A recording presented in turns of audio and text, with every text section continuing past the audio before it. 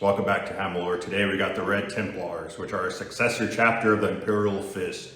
Before we get into the video, don't forget to like, comment, subscribe, and always be sure to check out the merch below. Now, let's get into action. The storm outside the hull of the battle barge was made of raw void and murder light. In the strategium of the Lex Imperialis, the void shields caught the tantrums of the warp and bled them as ghost colors across the vaulted ceiling. The chamber itself was a cathedral of war, its walls carved with bas-reliefs of crusades long finished, its floor an inlaid map of Segmentum Solar. Under the flickering light of hololithic projectors, the saints and heroes seemed to shift and writhe in the stone, as if refusing to rest. The chapter master of the Red Templars stood at the center of it all, beneath a suspended star sphere of the Lana Rifts. His helm rested crook-armed against his hip, red ceramite drinking in the stormlight, the laurel-wreathed sigil of a clenched, sword-pierced fist glaring from his shoulder. His face was a blunt, scarred thing, more stone than flesh, his eyes as pale and hard as uncut diamond. Before him, hovering above the obsidian strategium table, a single sigil turned slowly in the air, bone-white, wolf-toothed, a scything crescent, and a rain of falling stars, the heraldry of the Night Reapers. Script flared around it in hard data runes and shifting high Gothic, fleet actions, kill ratios, witness testimonies, some ending in a smear of distorted vox as the speaker died mid-word. And above all, stamped with the sigil of the Senatorum Imperialis, an edict in uncompromising red. Excommunicate traitoris. He read the words again, though they had burned themselves into his thoughts the first time. The doors of the strategium boomed open.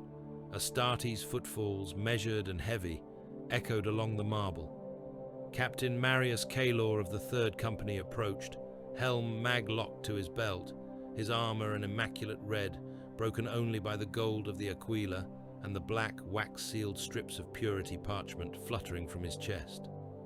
The light traced the sharp plane of his face, the scarred scripture at his jawline, the cold set of his mouth. He halted at the edge of the strategium's central circle and dropped to one knee, head bowed. "Master," he said. His voice was a rough growl, worn by decades of command vox and battle cries. "Rise, Kaelor," the chapter master replied. "The throne condemns and calls in the same breath. We will answer."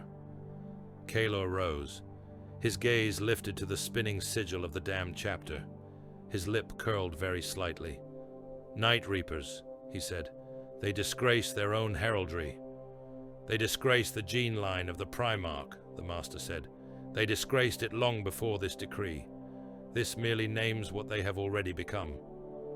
Hololithic light shifted at a touch of the master's gauntleted hand. Images bled into being. The shattered hulks of the avenging suns, warp fire chewing through their prows.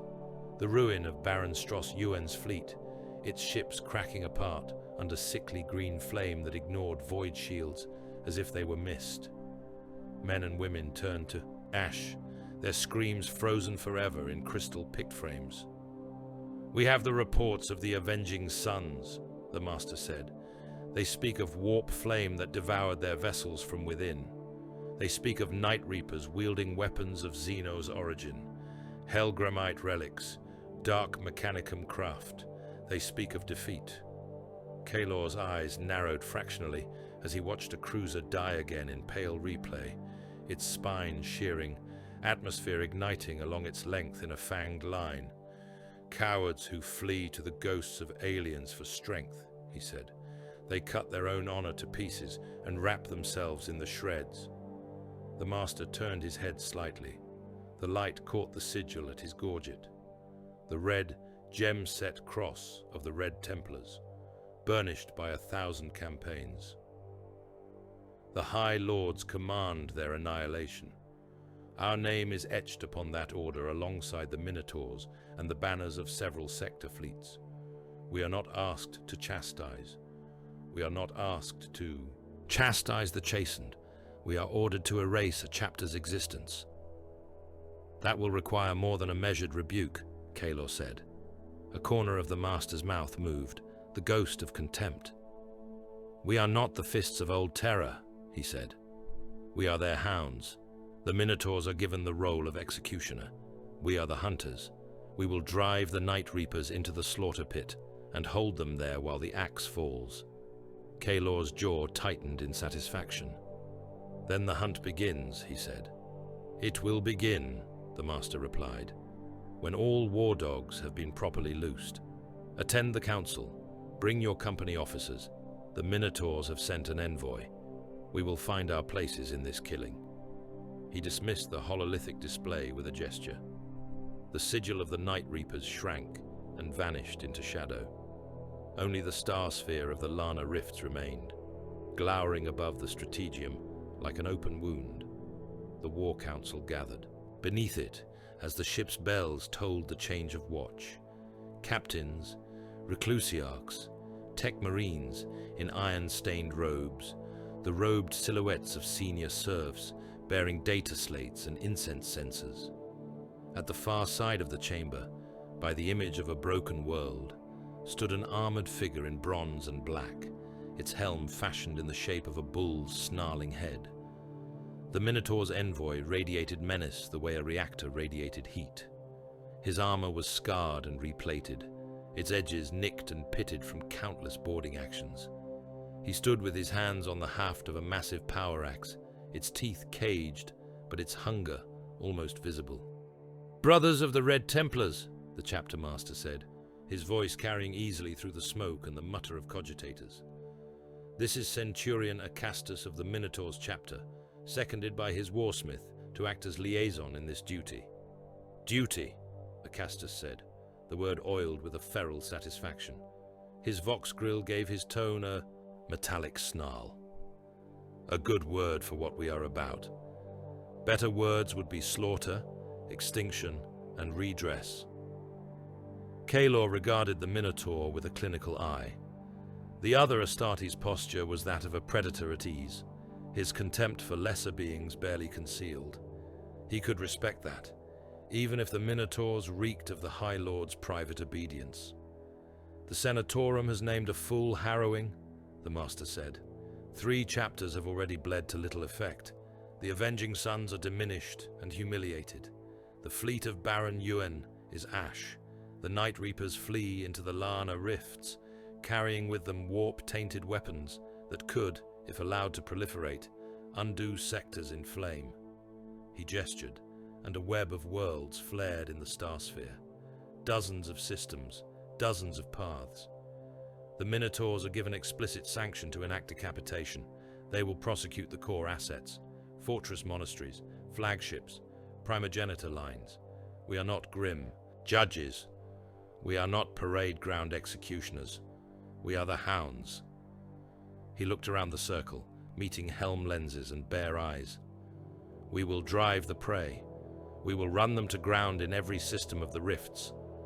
We will savage their flanks, tear out their lesser packs, hound them into the killing zones where the Minotaurs will bring down the hammer. We will scour their hiding places with fire until there is nowhere left for them to stand." Centurion Acastus nodded slowly. "We will need worlds," he said. "Sacrificial, fortified, bled. The Night Reapers will not fight a set peace they know they cannot win. We will force them to fight where we choose." "The High Lords have not requested a crusade of mercy," the master said. "They have authorized the extermination of a traitor chapter and all who shelter them. Billions of souls are a minor tariff beside that." "And the fleets?" one of the shipmasters asked, a mortal whose voice trembled despite his efforts to control it. "The Segmentum commands have offered us their battle lines, but the projected losses in the rifts are nothing that concerns us," Kalor said, cutting across the man without looking at him. "Ships are bones to lay at the Emperor's feet. Men are blood to wash the stain away. We speak of the gene seed of Dorn debased. No number of mortal corpses can balance that ledger sheet." There was silence for a moment, broken only by the low thrum of the Lex Imperialis's engines. "Roles are assigned," the master said. "The Minotaurs will anchor the axe. We will be the teeth that drive the prey to it. Brothers, prepare your companies, ready your engines, offer your oaths in the chapel.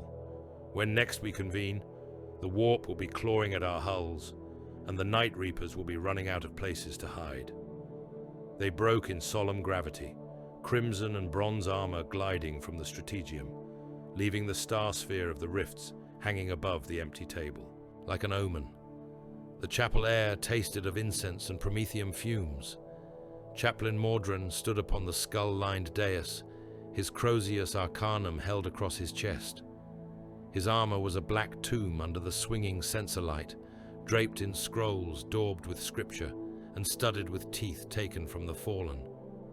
His skull helm stared down at the ranks of kneeling Astartes, his vox projectors making his voice a storm inside their transhuman skulls. "Brothers of the Red Templars," Mordrin intoned, "hounds of Dorn, hear the lesson of betrayal." The rows before him were filled with the chapter's mounted killers. Their bikes were racked along the chapel's flanks, machines stripped and sanctified, their engines cold for the last time before long hunts through hell. The brothers themselves knelt bareheaded, their shaven scalps gleaming, their faces a parade of scars and inked vows. When the Night Reapers knelt before the Golden Throne, Mordrin said, they swore to die for the Emperor. They swore to guard the souls of men. They swore to be shields and swords and bulwarks against the dark. His helm tilted slightly, as if considering something old and bitter. And then, when the cost of that oath bit deep, they chose to howl with the dark instead. They spat on their vows. They took the flesh of aliens into their hands and found it pleasing.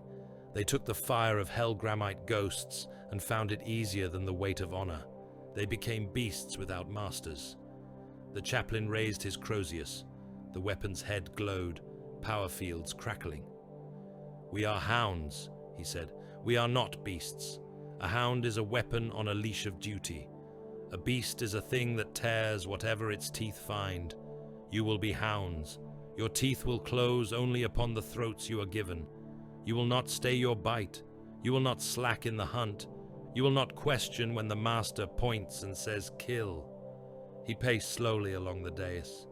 The engines of the bikes glinted like rows of metal jaws under the lumens. "Mercy is for the weak," Mordrin growled. "Pity is for the faithless. We offer examples, not clemency. When you ride as the judgment of terror. You will grind the traitor under your tires. You will paint the streets of their worlds with their brains and their entrails. You will make such a slaughter that any who think of following them into the dark will choke on the memory." A low murmur ran through the assembled warriors, a growl too deep for human throats. Mordrin's gaze settled on one of the kneeling figures. "Sergeant Tiber Cade," he said. "Stand." Cade rose. He was powerfully built, even by Astartes standards, his face a brutal mask broken by a horizontal scar that split one eyebrow and dragged at the corner of his eye. "You led the Crimson Hounds at Dvorak Reach," Mordrin said. "Yes, Reverend," Cade replied. "You ran down the void pirates of that cluster when the Avenging Sons had allowed them to live by their ineptitude. How many did you leave alive?" "None, Reverend. We left their bodies on the roads and their heads on the walls. We left their ships spinning dead with their crews rotting in the passageways. We stacked their leaders' skulls in a cairn facing the void, so their empty eyes could stare into the gulf they had tried to claim." Mordrin inclined his helm. "Example," he said. "Let Dvorak Reach be a lesson to those who would follow pirates. Let the harrowing of the Night Reapers be a lesson to those who would follow false chapters. Hounds of Dorn, rise and give your oaths." They rose as one. Gauntleted fists hammered against breastplates. The thunder of it shook dust from the high vaults. "We will hunt," they said, their voices as one. "We will bite. We will not let go." Later, as the chapel smoke still curled along the ceiling, Kalor walked the mustering decks. The assault bikes of the Third Company sat in ordered ranks, each one a killing machine sanctified by oil and prayer. Red armor, black tires, adamantium teeth in their treads, twin-linked bolters mounted like snarling muzzles. Serfs moved among them, chanting Binharic snippets handed down by the Mechanicus, tracing sigils of the Aquila and the fanged cross on gun housings and fuel lines. Kaelor moved like a war idol between them. Veterans and battle brothers alike straightened as he passed, helm lenses tracking him. The air was thick with the tang of promethium, the sharp bite of ozone, and the iron reek of blood washed from armor but never truly gone. "Engines blessed, Captain," said Tech Marine Vardas, his mechadendrites flexing as he approached. Machine spirits eager. They buck against the rights already. They wish to run. "They will run," Kaelor said, "until they are scrap, or until the last Reaper is dead." He stopped beside a squat, brutally armored bike, whose fairing was etched with jagged kill marks. "Tiber," he said. Sergeant Cade snapped a fist to his breastplate. "Captain, you boasted before the chaplain," Kaelor said. "Tell me again, what did you leave at Dvorak Reach?" Cade's scar pulled as he smiled without humor. "Broken bones on every road, Captain. Rot in every gutter. There were people there who thought they ruled their world. Pirates who thought themselves sovereign.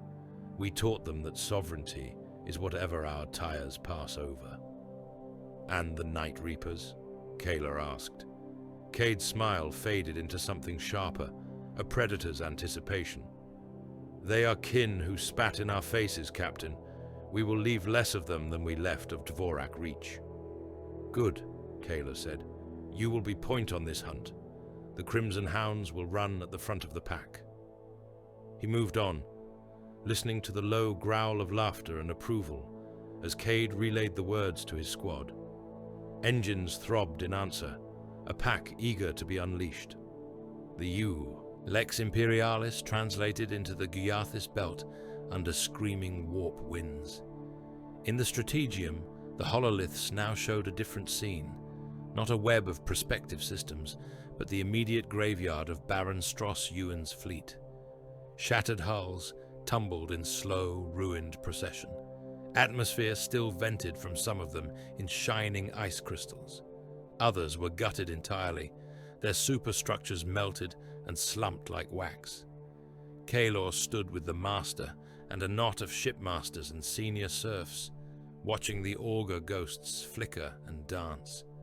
Tech adepts chanted as they coaxed more resolution from machine spirits, months traumatized by exposure to whatever had done this. "Promethium cannot burn that hot," one of the mortal officers said, half to himself. "Melter charges could, but not across entire hulls, not at that speed." "Void shields are intact on some frames," said a robed adept, voice thin with disbelief. "Or they were when the recording was made. The ships died with their shields still raised." The Master's face did not change. He merely gestured, and the image zoomed further. One picked capture froze on a frame. A plume of unnatural fire erupted from a Night Reaper vessel, lashing across the void like a living serpent. Where it touched UN's flagship, metal darkened, bubbled, then evaporated entirely. A bloom of incandescent gas roared outwards as the ship's spines snapped. Kaelor watched as men and women became nothing more than a white flash and then dust. "Helgramite warp flame," he said. The adept made a warding sign. "You recognize it, Captain?" the Master asked. "Fragments from old codices, reports from alien wars in the ancient past. Helgramite constructs that devoured entire flotillas with fire that ignored void and matter. The Mechanicus swore those caches had been destroyed." "The Mechanicus swears many things that prove to be lies," the Master said. He turned to Kaelor. "Night Reaper, arrogance will be their undoing. They carry these weapons openly. They have tied their fate to stolen alien ghosts. We will chase that arrogance. We will strip the weapons from their torn hands and grind them into scrap." "Then we will find them here?" Kaelor asked. "No," the Master said. "This is only a signpost. They killed Ewan and spat defiance at the segmentum. Then they used his ruin to mask their own flight deeper into the rifts. A rune pulsed at the edge of the display. "One of their raiders remains," the master said. "A straggler, a vulture feeding on the bones. You will cut out its tongue, Kalar. Bring me a prisoner who knows more than these burned cogitators." Kalar nodded once. "It will be done." The Red Templars came in hard and close, thunderhawks screaming out from the flanks of the Lex Imperialis and its attending strike cruisers. The Night Reaper raider loomed ahead, a black dagger speared through with streaks of warp burn, its hull crowded with spined growths and hanging chains. Fire licked from its damaged engines, spilling a greasy trail of wounded light. Drop pods slammed into its flanks like meteor strikes. Adamantium claws punched through armor. Ramps blew open under the howling of retrojets and klaxons. Assault bikes roared out into the ship's wounded arteries. The corridors of the raider became roads of death in an instant. Red Templars burst from the drop pods in tight formation, tires screaming as they bit into scored metal decking. Bolters thundered, their muzzles vomiting chains of explosive death. The first Night Reaper squads died in seconds, their chests torn apart, limbs and armor plates ricocheting off walls in a storm of blood and ceramite. Kalar rode at the head of the spear.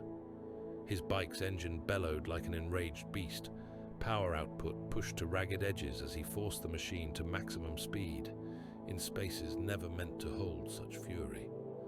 Traitorous Astartes appeared at junctions, firing plasma and bolter shells into the oncoming charge. The shots sparked from red armor, detonated against the decking, chewed chunks from walls and pipes. Kalar did not slow. He smashed through them. One Night Reaper, skull helm leering, stepped out with a chain axe raised. Kalar hit him square on, the bike's reinforced prow catching the traitor's legs. Bones snapped like dry twigs. The Reaper went under the tires. The bike juddered as it rolled over him. There was a wet, crunching series of impacts, and then the traitor was nothing more than a smear of pulp and ceramite fragments streaking the deck. "Drive them!" Kalar roared over the vox. "Run them down! No mercy, brothers! No brakes!" The Crimson Hounds laughed and howled, their engines harmonizing into a thunder that shook bulkheads. They cut through barricades of plasteel and makeshift defense lines, their wheels throwing up fans of blood and shattered armor. Chainswords chopped at those who tried to leap aside, ripping arms from shoulders, splitting heads, and spraying the walls with pink mist and bone shards. A Night Reaper tried to flee down a side passage. Cade veered after him, tires screeching. He caught the traitor's backpack with his front wheel, dragged him down, and ground him along the deck until only ragged pieces remained. "Did you think you could outrun a hound?" Cade shouted, voice crackling with savage joy. Grenades ripped at them, blasts of concussive force rocking the bikes. One Templar was thrown sideways, his machine flipping. He slammed into a bulkhead and exploded in a shower of armor fragments and bloody vapor. Kalar saw it, tagged the loss in a detached corner of his mind, and rode on. They reached the central spine of the ship, where a defensive line of heavy weapons and barricades waited. Plasma fire stitched a glowing scar down the corridor, chewing chunks out of the floor. "Forward!" Kalar snarled. Melter charges hurtled from outstretched hands, detonating among the heavy guns. The world became heat and light and screaming metal. Bikes plowed through the wreckage, tires ripping over bodies, through dismembered limbs, over heads still trying to scream. By the time they smashed into the command sanctum, the raiders' internal alarms were shrieking in panicked binary. The command crew died in seconds, ripped apart by bolter shells and chainsword teeth. The captain, a looming figure in black and bone armor, tried to bring up a strange, many-mouthed weapon that dripped warp light. Kalar cut the thing in half with a single blow of his sword and then hacked the captain's helmet open. Bone and brain matter sprayed across the cracked command throne as the traitor's head split like overripe fruit. Only one target remained worth keeping. tech marine. They dragged him to the voidlock. Servo arms hung limp and mangled from his back, their claws torn away. His armor was blackened by melter blasts, his helm torn off to reveal a face more metal than flesh. Bionics clicked and whirred, trying to stabilize damaged systems.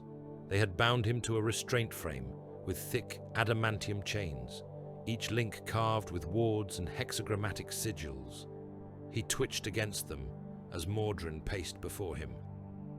The voidlock was a cold, hungry space. A thick armored window looked out into the stars and the tumbling graveyard of the Gaiathis belt. Red warning lumens glowed along the walls. The floor was slick from where blood had already run. Kalo stood to Mordrin's right, helm under his arm, his expression carved granite. Two other Templars flanked the tech marine with bolt pistols drawn, weapons already humming with ready power. "You have grafted alien ghosts to your weapons," Mordrin said. The skull of his helm tilted in disdain. "You have bolted Xenos to your soul.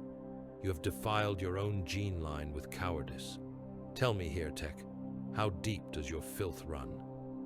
The Tech Marine's remaining organic eye burned with a strange fervor. His voice was a grinding mixture of metal and flesh. "You are blind," he said. "You cling to rusted relics and call it purity. We reached beyond. We took what the galaxy offered. We are stronger for it." Mordrin inclined his helm. "So," he said, "you are proud." He gestured. One of the Templars stepped forward and shot the tech marine in the right knee. The bolt round tore the joint apart in a red and white burst. Flesh, metal, and splintered ceramite exploded from the impact. The tech marine screamed, the sound racing up into metallic distortion as his augmetics tried to compensate for sudden catastrophic damage. "Again," Mordrin said, voice calm. The left knee vanished in another wet detonation. The tech marine sagged against his bindings, blood and oil pouring down the frame, pooling on the floor. He choked on his own vox-distorted howl. "You will tell us where your kin run," Mordrin said. "You will tell us what hellgrammite scraps you have dug up. You will tell us which systems you have infested, or we will keep cutting.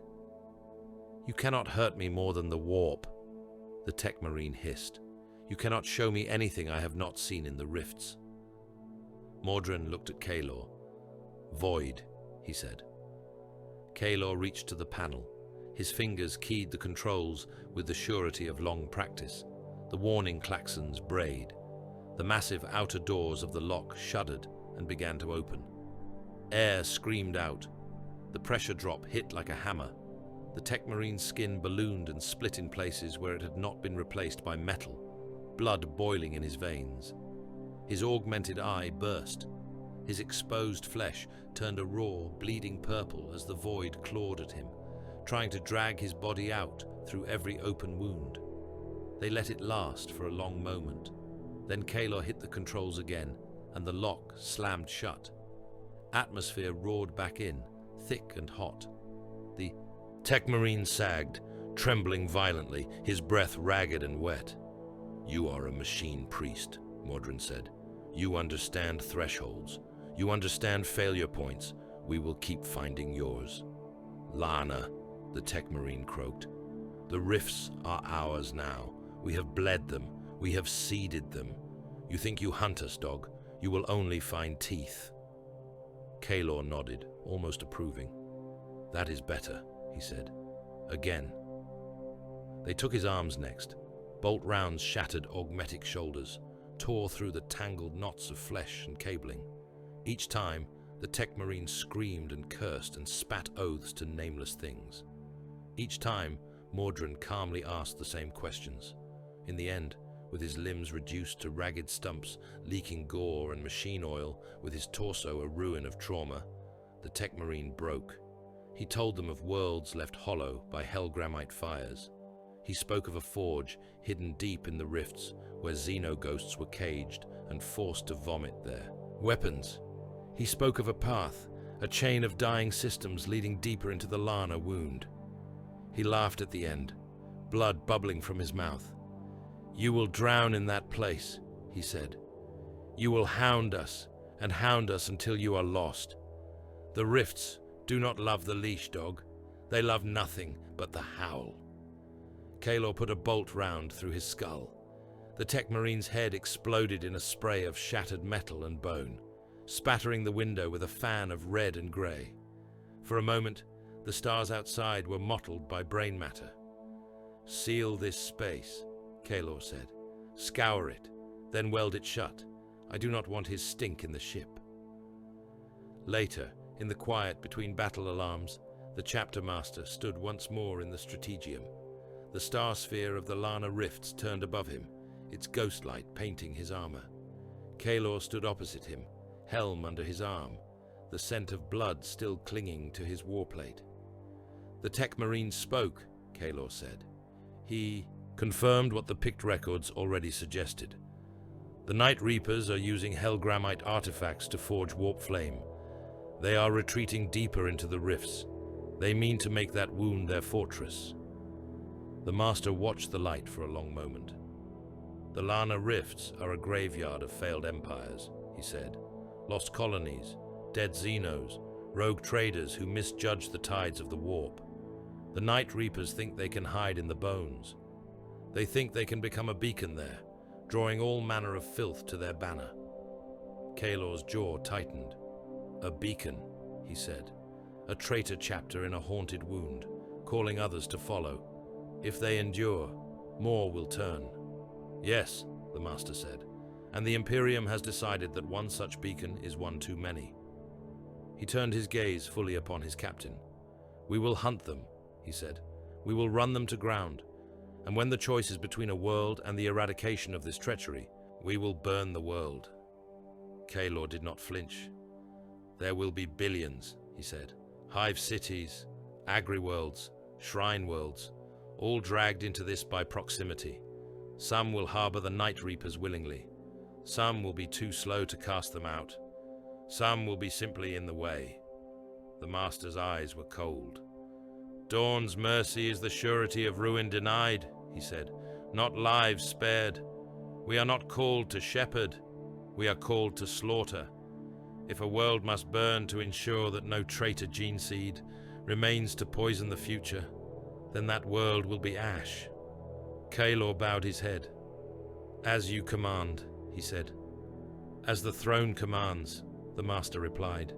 "The Templars obey." He reached out and expanded the star sphere. The rifts bloomed into a skein of systems, their names floating like epitaphs. Some flickered with the green of life, others were already marked in red as dead or dying. "We will require time," Kaelor said, "and blood, our own, and that of every fleet and guard army the Segmentum can spare." "Time we have," the Master said. "Blood is the only tithe the Imperium has never lacked." He closed his fist. "Gather the companies. Sound the engines." When the command went out, the Lex Imperialis shook as its reactors were driven to fresh fury. Plasma thrummed through conduits. Geller fields howled as they were tuned to face the madness between stars. Across the fleet, from the smallest escort to the lumbering mass conveyors, klaxons brayed and crews ran to stations. Priests chanted litanies over plasma drives and macro cannon. Astropaths screamed as they cast their minds into the storm. On the mustering decks, the assault bikes of the Red Templars roared into life. Engines bellowed, exhausts coughed fire, tires spun against decking as if straining at leashes. Serfs scrambled to get clear, their robes snapping around them in the gale of power. Kaelor strode among his brothers, helm now sealed in place. His vox grill made his voice a metallic growl that cut through the engine thunder. "Brothers," he said, "you have smelled their blood. You have seen their cowardice. You have heard the chaplain's words. You know what we hunt." He swung himself into the saddle of his own machine, the bike's spirit snarling in his bones. "We are the hounds," he voxed across the company net, letting the words carry to every rider, every assault craft, every Astartes watching the rifts grow like a wound ahead of them. "We run ahead of all others. We drag the prey down. We break their legs and tear their throats. This hunt does not end while a single reaper draws breath.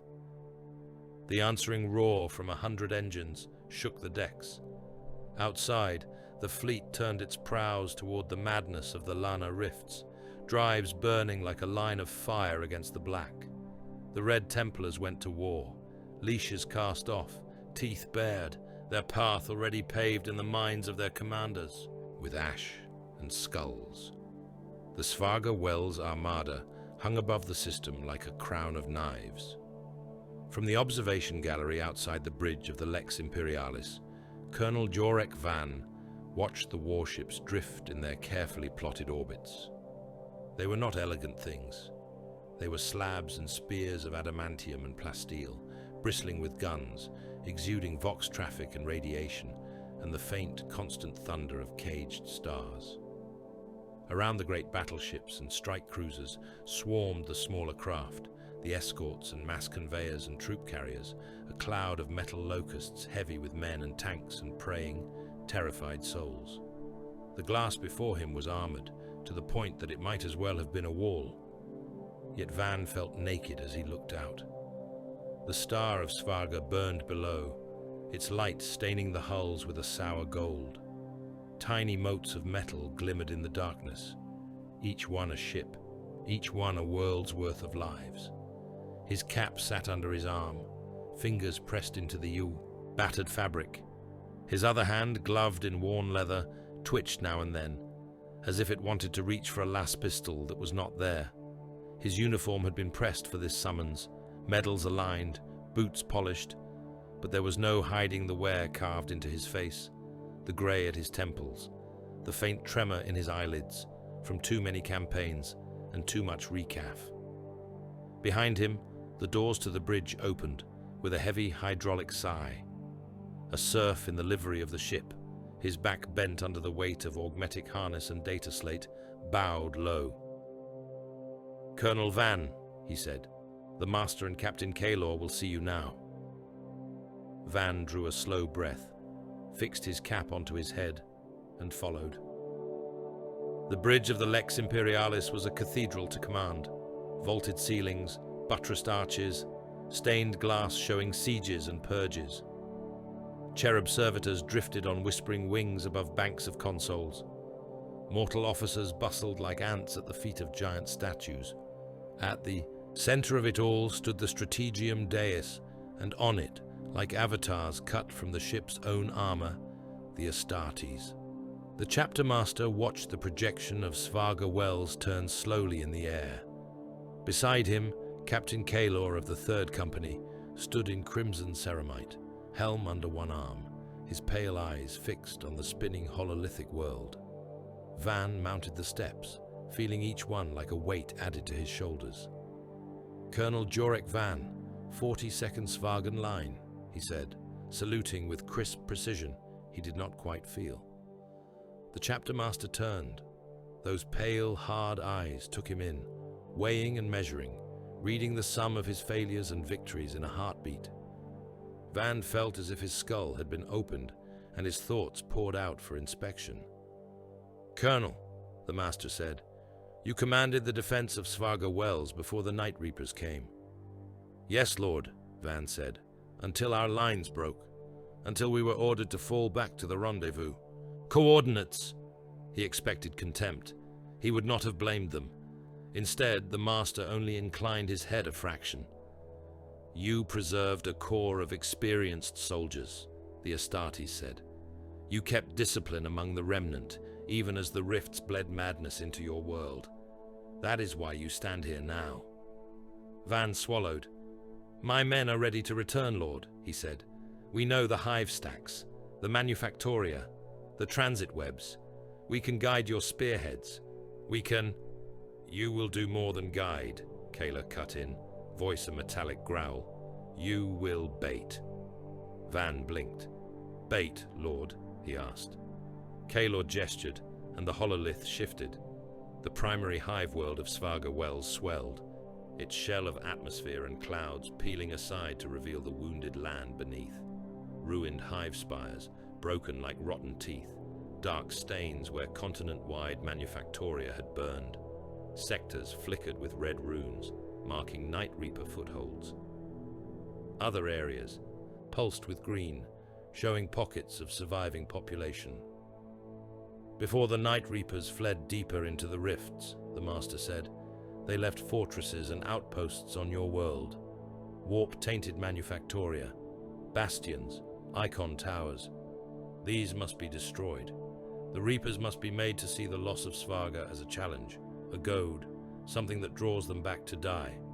They have already killed billions, Van said, the number tasting like ash. There are still hives not yet broken, refugee caravans on the ash oceans, penal regiments mustered around the old shrines. We can still save. Kalor's gaze hardened. This world is already dead, he said. It simply has not stopped breathing yet. The Master stepped closer to the hololith, shadows playing across the sigils etched into his armor. Colonel, he said, not unkindly, we hunt a traitor chapter that has taken alien ghosts into its hands. They wield warp flame that eats ships and cities, without care for void or steel. If we do not kill them here utterly, they will bring that fire to world after world. The death toll will make Svarga Wells look like a pinprick. Van looked up at the spinning world. The green pockets of life, the red scars of occupation. What would you have of me? He asked. You will gather the remnants of your regiments, the Master said. You will fold in the local defense forces, the refugee militias, the pilgrim mobs. You will herd them where we tell you. You will hold them there. You will make banners of them, flags of flesh and faith, to draw the Reaper's eye. Van's mouth felt dry. You are asking me to sacrifice entire host formations, he said, to use the people of Svarga as lures. We are not asking, Colonel, Kalor said. We are stating the only logical path. The Night Reapers must believe they can still carve this world into their own chapter icon. We will make them commit. Then we will cut their throats. Van thought of the tunnels of Hive Karsis, choked with smoke and corpses. He thought of the Vox traffic, filled with screaming when the Reapers had first unleashed their new weapons. He thought of his men dying in lines, holding choke points that had crumbled under impossible fire. I will do as ordered, he said quietly. The Master nodded once. That is all that is required, he said. Return to your staff. Await targeting coordinates. When you receive them, you will move what remains of your world into the places we mark. On the hololith, Svarga Wells continued to turn. Van could almost hear it grind. The invasion began not with landings, but with fire from the heavens. Lance batteries woke from their slumber along the flanks of the fleet's capital ships, their barrels glowing with contained fury. Cyclonic torpedoes crawled from armored racks like eggs full of apocalypse. Macro cannon shells, the size of hab blocks, slid into place. Machine spirits, coaxed and threatened by tech priests and binary chants, stretched themselves and tasted the prospect of killing once again. Van watched it from the bridge, hands clasped behind his back, nails digging into his own wrists. Targeting solutions confirmed, intoned one of the mortal officers. Primary hive spires locked, Manufactoria complexes Omega through Theta marked as hostile. The chapter master raised one arm. Commence orbital chastisement, he said. There was no drum roll, no fanfare, only the sudden shuddering roar as the guns spoke. From orbit, it looked almost beautiful. Lances of coherent light stabbed downward, spearing through clouds and atmosphere in cones of blazing white. Torpedoes fell like a rain of dead suns, their contrails carving glowing scars across the sky. Macro shells traced slow, lethal parabolas that ended where millions of people still huddled and hoped. On the surface, beauty wore a different mask. Hive spires turned to molten glass in a heartbeat, their upper reaches evaporating under the lances. The shock waves tore through lower levels, ripping walls apart, hurling civilians and machinery alike through the air, as if a god had swept a hand through an anthill. Manufactoria complexes ignited, layered promethium stores blossoming into expanding hells that devoured entire districts. City continents vanished under sheets of light. One moment, they were teeming with life, with traffic and noise and prayer. The next, they were a glare brighter than day, and then they were nothing but cooling slag and a cloud of superheated dust. Van watched the Auspex feed, the green points marking life flickering and going dark by the tens of thousands, then by the millions, then by the billions. His jaw clenched until he tasted blood. The master watched alongside him, unmoved. "You see now, Colonel," he said, "this world is not a throne to be saved. It is a board. Pieces are already gone. We will use what remains as bait and bludgeon." Van did not trust himself to speak. After the first wave of orbital punishment, the second movement of the slaughter began. Thunderhawks fell from the fleet in tight wedges, their hulls glowing from re-entry, engines howling. Gravpods followed in their wake, blunt, armored caskets hurtling toward the maimed ground. Valkyries and heavy lifters carried guard formations downward, their hulls packed with men clutching laser guns and icons. On one blistered hive continent, where the bombardment had gouged vast craters and left jagged silhouettes of broken spires, the Red Templars came down. A thunderhawk screamed low over the shattered sky bridges, its void shields flaring as dust storms blasted past. The rear ramp blew open while the craft was still in motion, and assault bikes burst out in a roaring red line. Kaelor led them, his machine snarling under him. The sky was a bruise of smoke and fire. The hive's upper levels were a maze of broken roadways and collapsing habstacks. Below somewhere, the Night Reapers and their thralls had dug in. "Contact on Auspex," Vox Techmarine Vardus. "Traitor militia, ahead and below. Numbers significant." "Then there is more meat for our wheels," Kaelor said. They hit the first traitor formations before those men even understood that the war had moved from the sky to their level. The insurgents were a ragged mix of former local defense troopers, cultists bearing crude icons, and press-ganged workers. Many still wore remnants of Imperial uniforms beneath their new markings. It made no difference. The bikes roared along the sky bridges, bolters hammering. Men exploded where the rounds hit them, torsos shredding, limbs torn away in sprays of blood. Some were knocked bodily from the bridges, flailing as they plummeted into the ruined depths. The Templars did not even slow. They drove straight through those who remained. Wheels rolled over bodies with a sick wet percussion. Skulls caved in like rotten fruit. Rib cages collapsed. Guts spurted out in strings, smeared into thin trails along the playscrete by the passage of the tires. Some of the traitors screamed and reached up as the bikes passed, hands mangled and crushed as they tried to grab at armored ankles. Cade laughed, a joyless bark. "Look how they scatter," he voxed, "like vermin when the light comes." He steered his bike to hit a running cultist side-on. The impact snapped the man clean in half, his upper body cartwheeling, his lower half left spinning in place for a heartbeat before it slumped. Cade rode on, tires grinding over the still twitching remains. Chainswords whined where bikes slowed enough for close work. One brother swung his blade into a knot of defenders manning a makeshift barricade. The teeth bit through flesh and bone, throwing a fan of blood across the wall. Heads toppled, faces still locked in half-formed prayers or curses. Below, at ground level, guardsmen advanced in disciplined lines, lasfire cutting down those the bikes missed. They slogged forward through the rain of ash and shattered glass, stepping over heaps of traitor corpses, only to find more ahead. The Red Templars did not notice them except as background noise.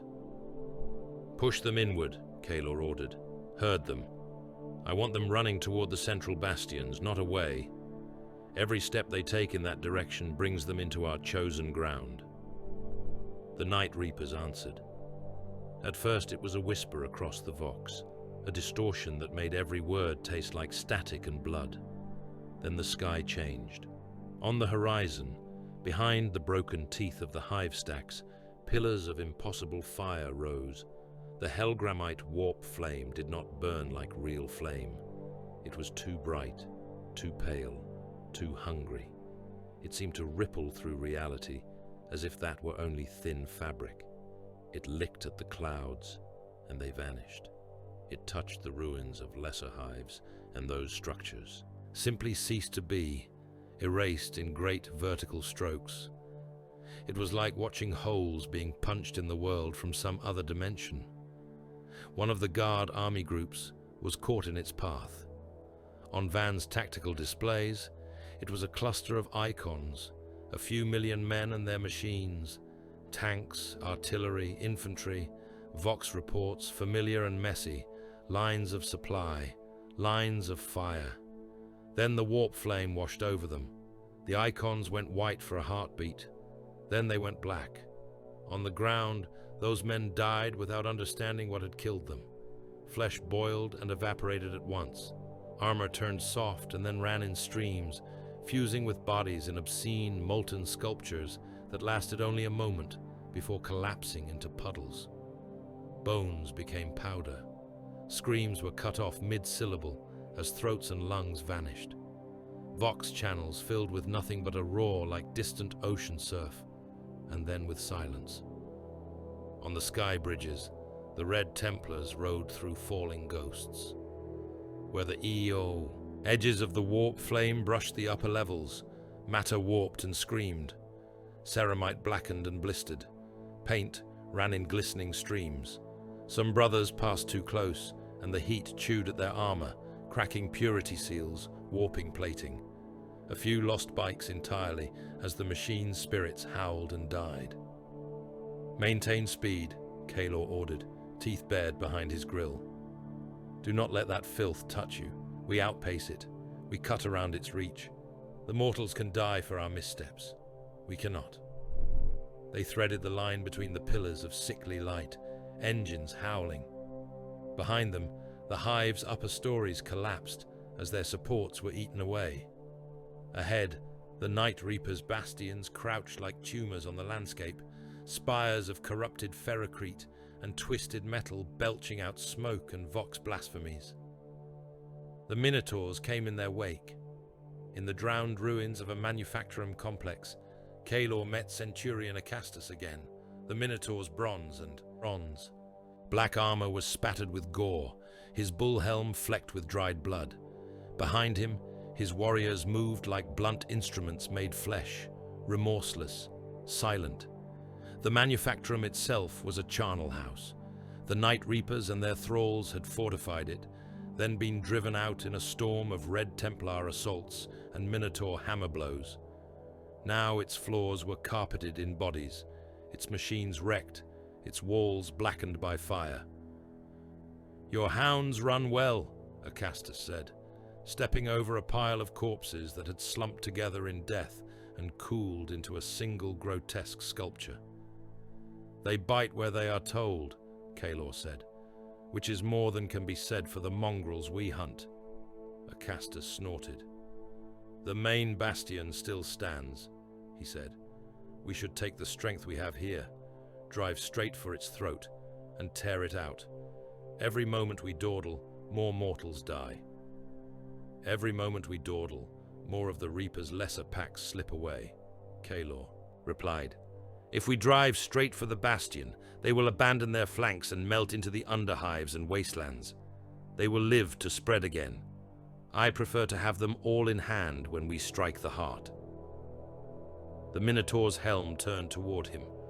"You would stretch the slaughter," Acastus said. "You would let the warp cannons burn more regiments." "I would make those regiments serve as more than ash," Kalor said.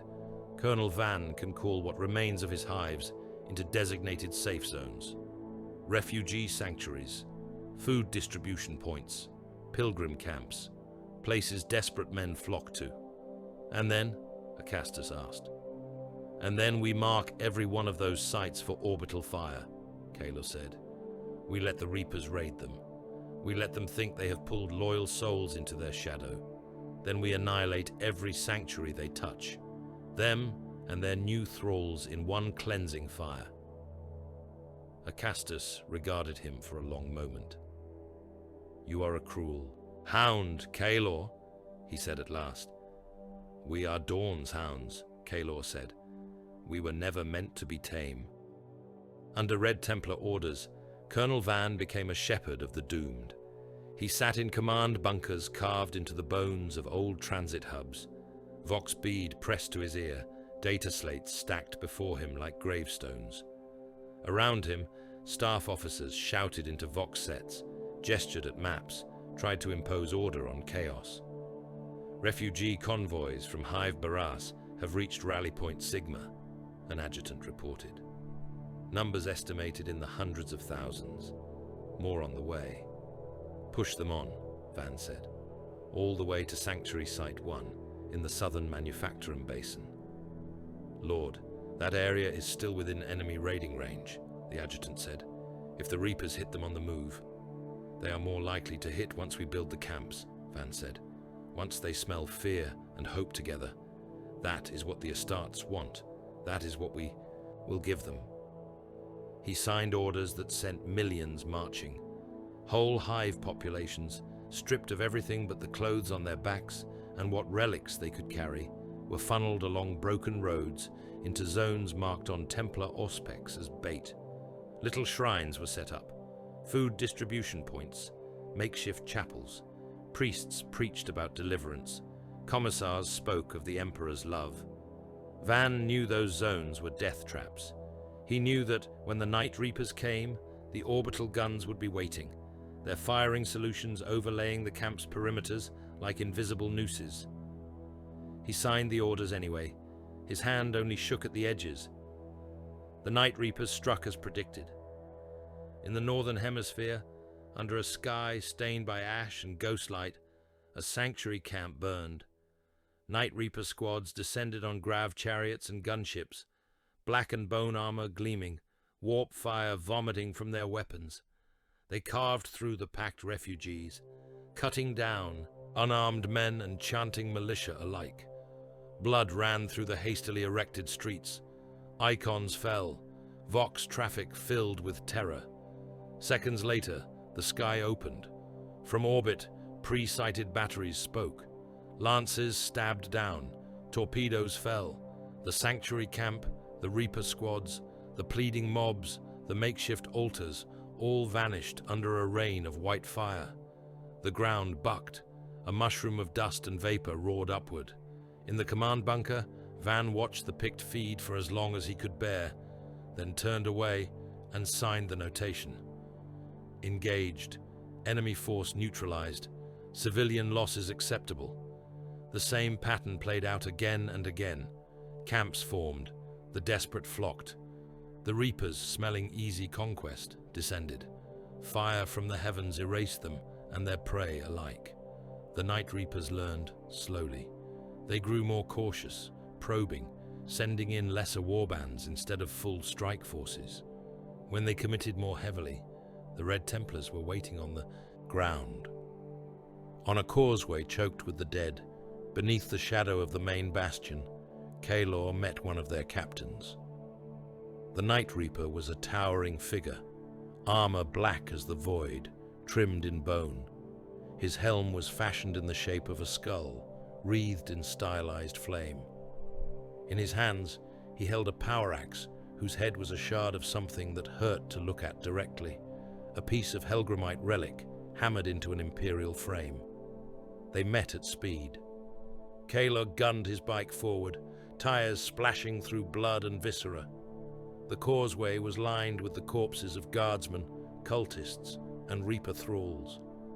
Some were still twitching, trying to crawl away.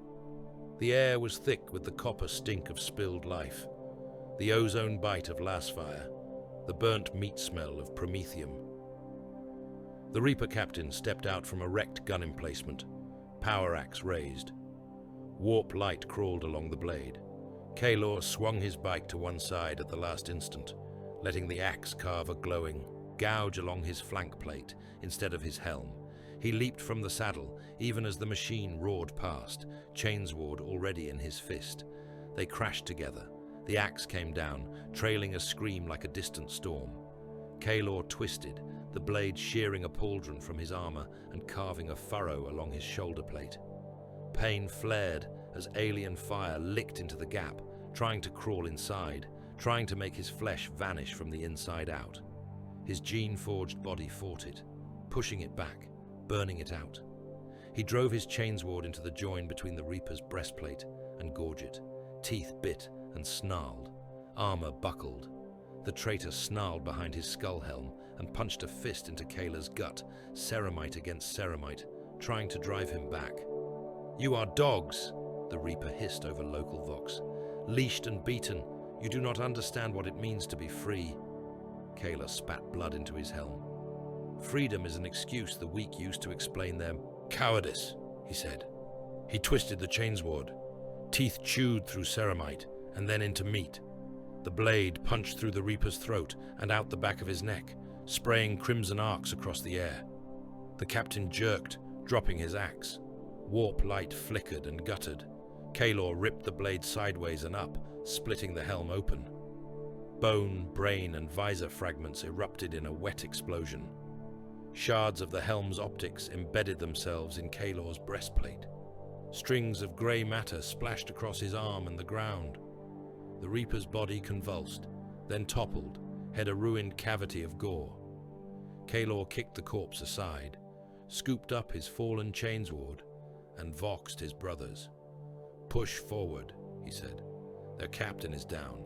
Let them feel their leash snapping." In the days that followed, Svarga Wells became a testing ground for a different kind of purity.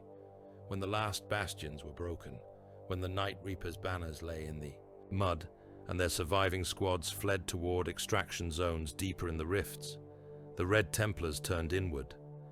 Chaplain Mordrin stood in the shadow of a shattered cathedral, its once glorious tower sheared in half by orbital fire. The plaza before it was filled with men, local defense officers in ragged uniforms, commissars with broken caps, guardsmen with dirt and ash ground into their skin. Some stood straight, faces set, others shook, eyes darting. Mordrin walked the line, Crozius held loosely. Kaelor strode behind him. Servo skulls drifted overhead, recording everything. "You were supposed to hold the first ring of hive defenses," Mordrin said to one officer. "You fell back before the order was given." "There was warp fire in the skies, Lord," the man said. "The Reapers. They burned men out of their armor. They burned tanks to nothing. We thought—" "You thought," Mordrin said. "That was your first mistake." He gestured. A bolt pistol barked. The officer's skull disintegrated in a red burst. His body dropped, twitching. Mordrin moved on. "You surrendered your habstack without firing," he said to another, a commissar whose medal bars shone incongruously bright amid the grime. "I acted to preserve the lives of the regiment," the commissar said stiffly. Mordrin tilted his helm. "You preserved cowardice," he said. "You preserved the example that running is sometimes acceptable." Another bolt shot, another corpse. Some begged, some cursed, some tried to invoke the Emperor's mercy. The chaplain listened calmly to their words and then nodded to the firing squads. Flames roared as heavy flamers bathed knots of prisoners in burning promethium, turning them into writhing, shrieking shapes that soon collapsed into charred heaps. The air filled with the crackle of burning fat and the stink of cooked flesh. Those who had shown steadfastness, who had held their positions even when it meant dying in place, were spared. They received new orders. They were told to rebuild under Templar supervision. They saluted with shaking hands and watched the smoke from their former comrades drift up to stain what remained of Svarga's sky. When the last purity audit was complete, the official judgment came down. Svarga Wells had been strategically sterilized. From orbit, picked feeds showed the primary hive world as a scarred, smoldering globe. Craters overlapped craters. The once gleaming hive stacks were nothing but broken stumps and glassed plateaus. The seas were slicked with ash and oil. The atmosphere was thick with dust that would choke what little remained of the biosphere.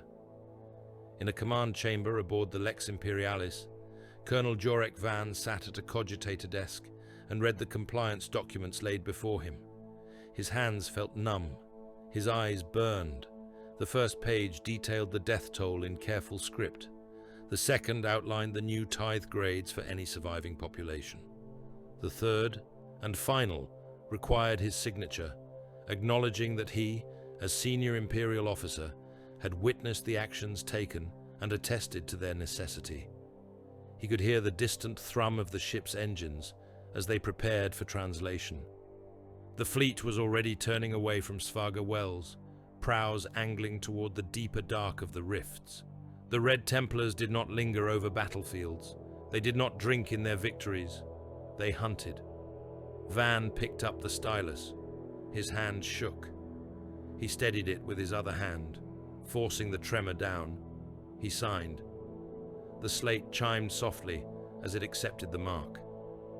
"Colonel," came Kayla's voice from the doorway. Van looked up. The Astartes stood there in full armor, helm clipped to his belt. His breastplate still bore faint stains where Reaper brain and visor shards had struck him. He had not bothered to scour them clean. "Lord," Van said. "You have done what was required," Kaylor said. "Your world will live on in the record as the first toll of this harrowing. Its name will be a warning." "A warning to whom?" Van asked, his voice hoarse. "To traitors? Or to those who still believe the Imperium comes to save them?" Kaylor considered him for a moment. "Both," he said at last. "The Night Reapers will know we will burn any world that harbors them. Those who might think of following them will know that their own homes will be the first to die. Fear is a weapon, Colonel. You have helped sharpen it." He turned away, heading back toward the Strategium, toward the next system on the star maps, the next world to be marked with red. Van sat alone for a long time after the door closed. The hum of the ship vibrated through his bones. Somewhere deep in the hull, the Geller field screamed as it was wound up to face the warp. At last, Van rose. He straightened his uniform. He picked up his cap. The fleet of the Red Templars slid into the Immaterium and vanished from the bleeding sky of Svaga Wells, leaving behind a purified tomb where a living world had been. The hunt had only begun. The thing on the slab had once been an Astartes. Now it was a torso welded to ceramite and iron, a ribcage bolted open, a mess of cables and torn augmetics burrowing into bare bone and half-stripped organs. Servo arms lay scattered on the floor like broken insect limbs. The ruin of what had been a face was mostly metal, a vox grill where a mouth should have been, one remaining eye flooded with red light from damage warnings and pain. The chamber was small by the standards of the Lex Imperialis, bare adamantium walls, an armored viewport showing only the mad colors of the Lana rifts outside. An auto-altar hummed at the corner, its mechadendrites already slick with blood from earlier sessions. The air smelled of oil, cauterized tissue, and the sour tang of recycled oxygen. Chaplain Mordrin stood at the foot of the slab, skullhelm staring down. Captain Kaylor loomed beside. Him, helm under one arm, crimson armor spattered with old stains. The Red Templars had taken the Tech Marine from one of the last Night Reaper raiders near Svaga, torn him apart, kept him alive by sheer brute knowledge of physiology and machine law. Now, at last, he was screaming. "Helix!" the mangled Vox grill spat, every word a burst of static and blood. "Helix! Helix!" Mordrin tilted his head slightly. "Helix what, Heertek?" he asked. "There are many coils in the rifts, many spirals. Speak clearly." One of the Templars at the side of the slab drove a shock prod into what remained of the Tech Marine's midsection. Electricity crackled. Flesh jumped. The torso arched as far as its restraints allowed.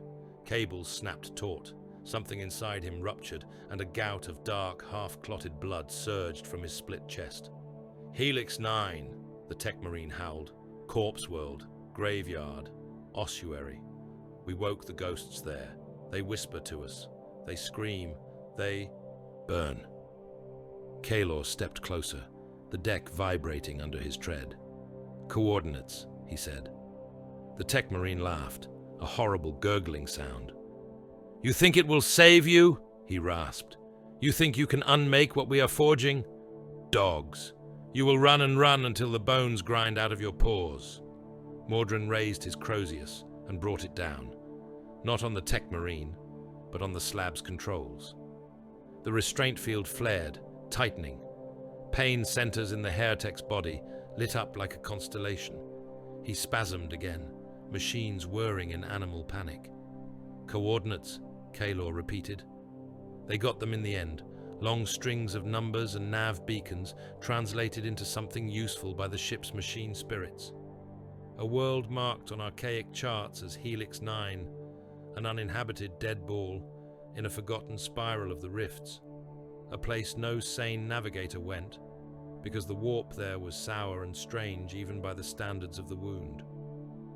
"Thank you," Mordrin said. When the tech marine finally fell silent, his voice broken into a static wheeze, he put a bolt round through the Heretic's remaining eye. The skull and armor behind it disintegrated in a wet explosion of bone shards and blown augmetics. The corpse twitched once and sagged. Kaelor watched the smoke curling from the ruin of the head. "Helix 9, he said. "Then we will go there and see what bones the Reapers have dug up to play with." The Lana rifts took the Armada into itself like a wound closing around a blade. Reality shuddered as the Lex Imperialis and its attendant fleet punched into the Immaterium at the coordinates the tech marine had given. Geller fields howled, hulls groaned. Warp energies clawed at the metal like a living thing trying to get in. For a time that could not be measured in mortal terms, the fleet sailed through colors that minds were not built to perceive. Nebulae bloomed and died in the distance like cancers. Rivers of light and shadow twisted. Around them, full of drowned faces and grasping hands made of thought and hatred. Then things went wrong. Helix 9 lay deeper in the rifts than Svarga Wells had. Deeper than any sane Admiralty chart ever encouraged a fleet to go. The warp was thicker here, more malignant. The navigators, locked in their tower behind warded doors, bled from their eyes and ears as they forced their inner sight through the storm. Gravity wells appeared where there had been none. Microstorms of raw unreality smashed into flanking escorts, tearing Geller fields apart and letting whispers seep in. Ships that had been holding steady in formation flickered and were simply gone, their Vox signatures snuffed out like candles. One moment a troop carrier was there, full of regiments and machines and hope. The next, the cogitators could find no trace of it, as if it had never existed. In the bridge of the Lex Imperialis, mortal officers shouted and prayed. Auspex screens bloomed with error runes and ghost images. Cherub servitors spun in panicked circles, Vox speakers squealing. The chapter master stood like carved stone amid the chaos. Kaelor was at his side, eyes tracking the loss reports as they came in. "An escort squadron lost to a gravity trough," an officer shouted. "No survivors. Mass conveyors Damascus and Hierarch gone to uncharted anomalies. A translation signature at our flank is, 'Emperor have mercy, Lord.' They translated into the same real space coordinates. They have occupied the same flesh of reality. We are losing ships," the master finished for him. "We are losing ships. There are always more ships." The officer swallowed, throat bobbing. "The troop compliments," he said. "Billions of souls, Lord." "The throne is always hungry," Kaelor said. "It will not lack for souls." They came out of the warp like a man coughing blood. The fleet tore back into real space, in a drift of metal and crackling energy. Geller, fields collapsed in ragged pieces. Shields flickered. Some prows were scorched black where the Immaterium had licked at the plating. There were gaps in the formation where ships should have been. Holes in the order of battle that would never be filled. Helix 9 hung before them. It was a dead world, and had been long before the Night Reapers came. Its surface was an endless plain of bones. Old hive husks jutted from the landscape, like the skeletons of titans.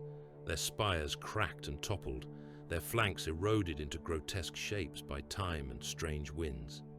Necrotic seas lay in the pits between them, waters thick with decay, surfaces filmed with iridescent scum. Augurs pulsed and returned images that made the tech adepts hiss and mutter protective litanies. Heat blooms rippled across the ossuary plains, far too regular to be natural.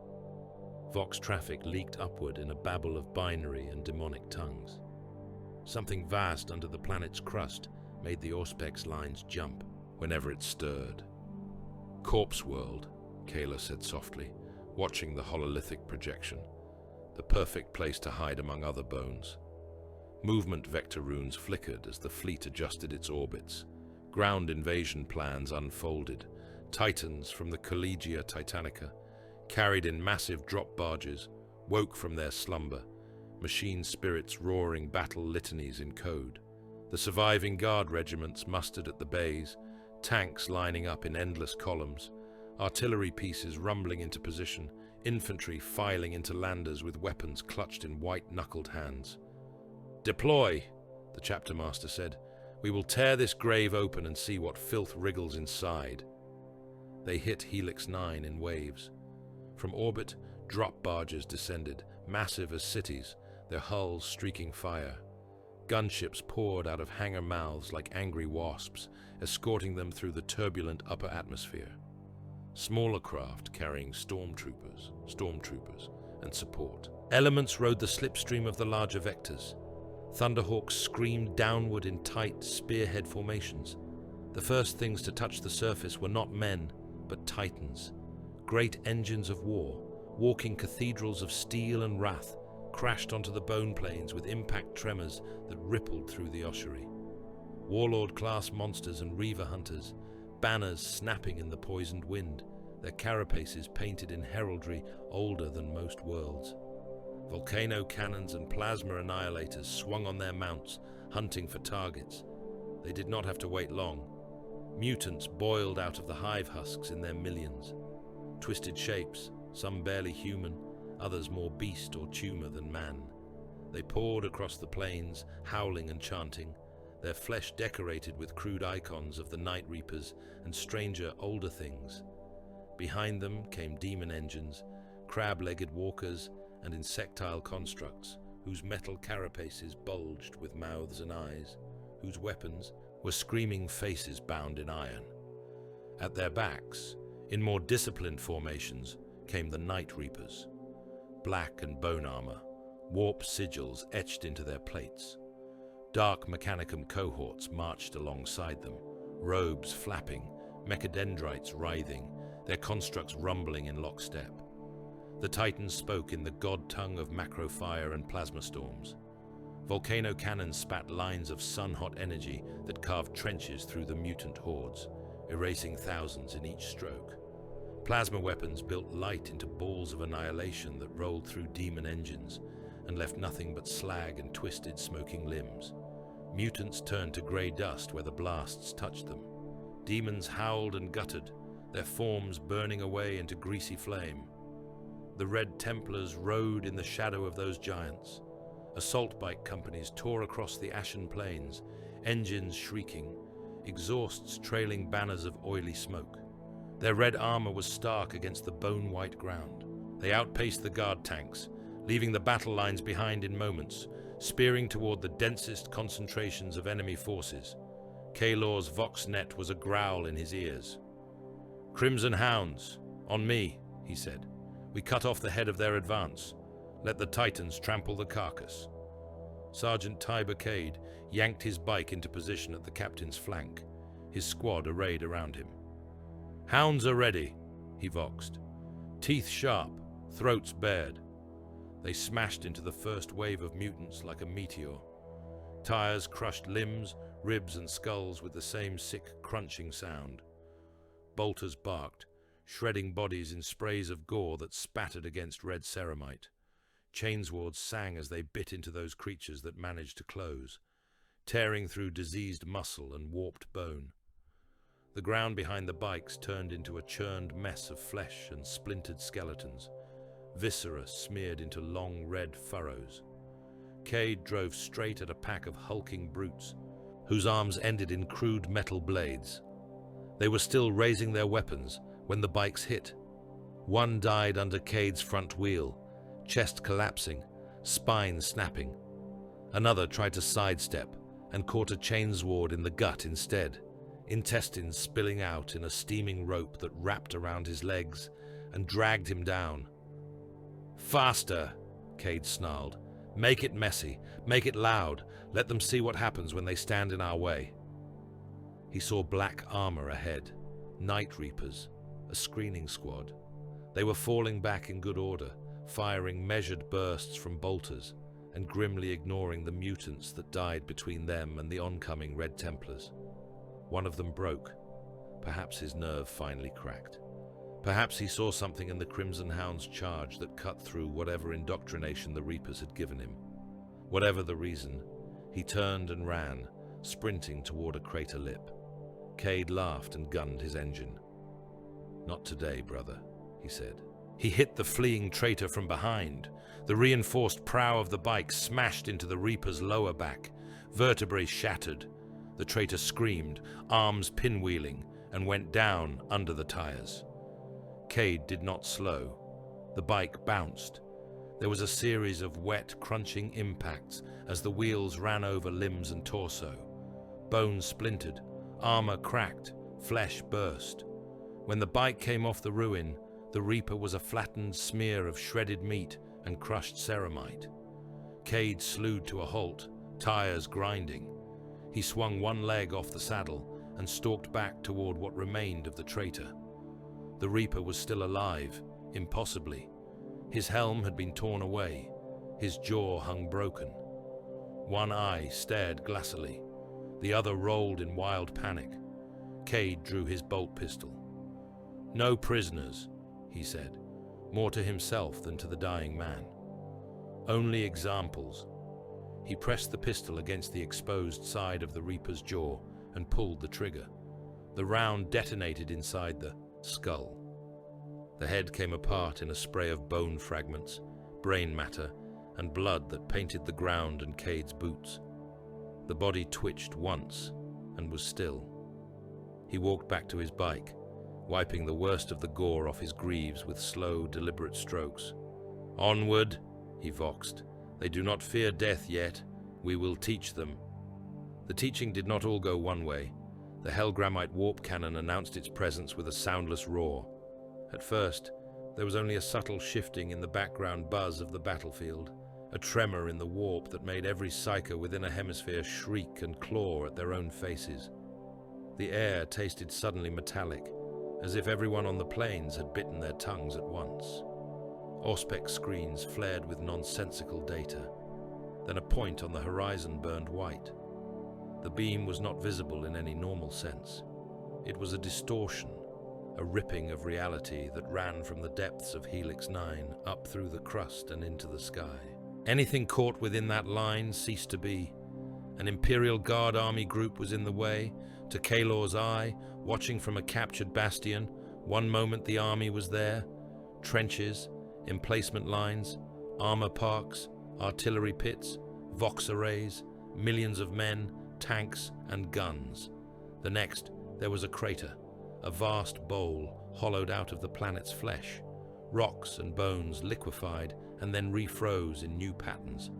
The air above it was full of a swirling storm of warp light that flickered and twisted like something half alive. On Auspex recordings, ghost images of men could be seen running still, their forms torn into strips of luminescence as their souls tried to flee and found nowhere to go. Vox channels went from ordered reports to screams to static in a breath. Those men were not simply dead. They were unmade. Their bodies and their essence fed into whatever alien engine powered the weapon.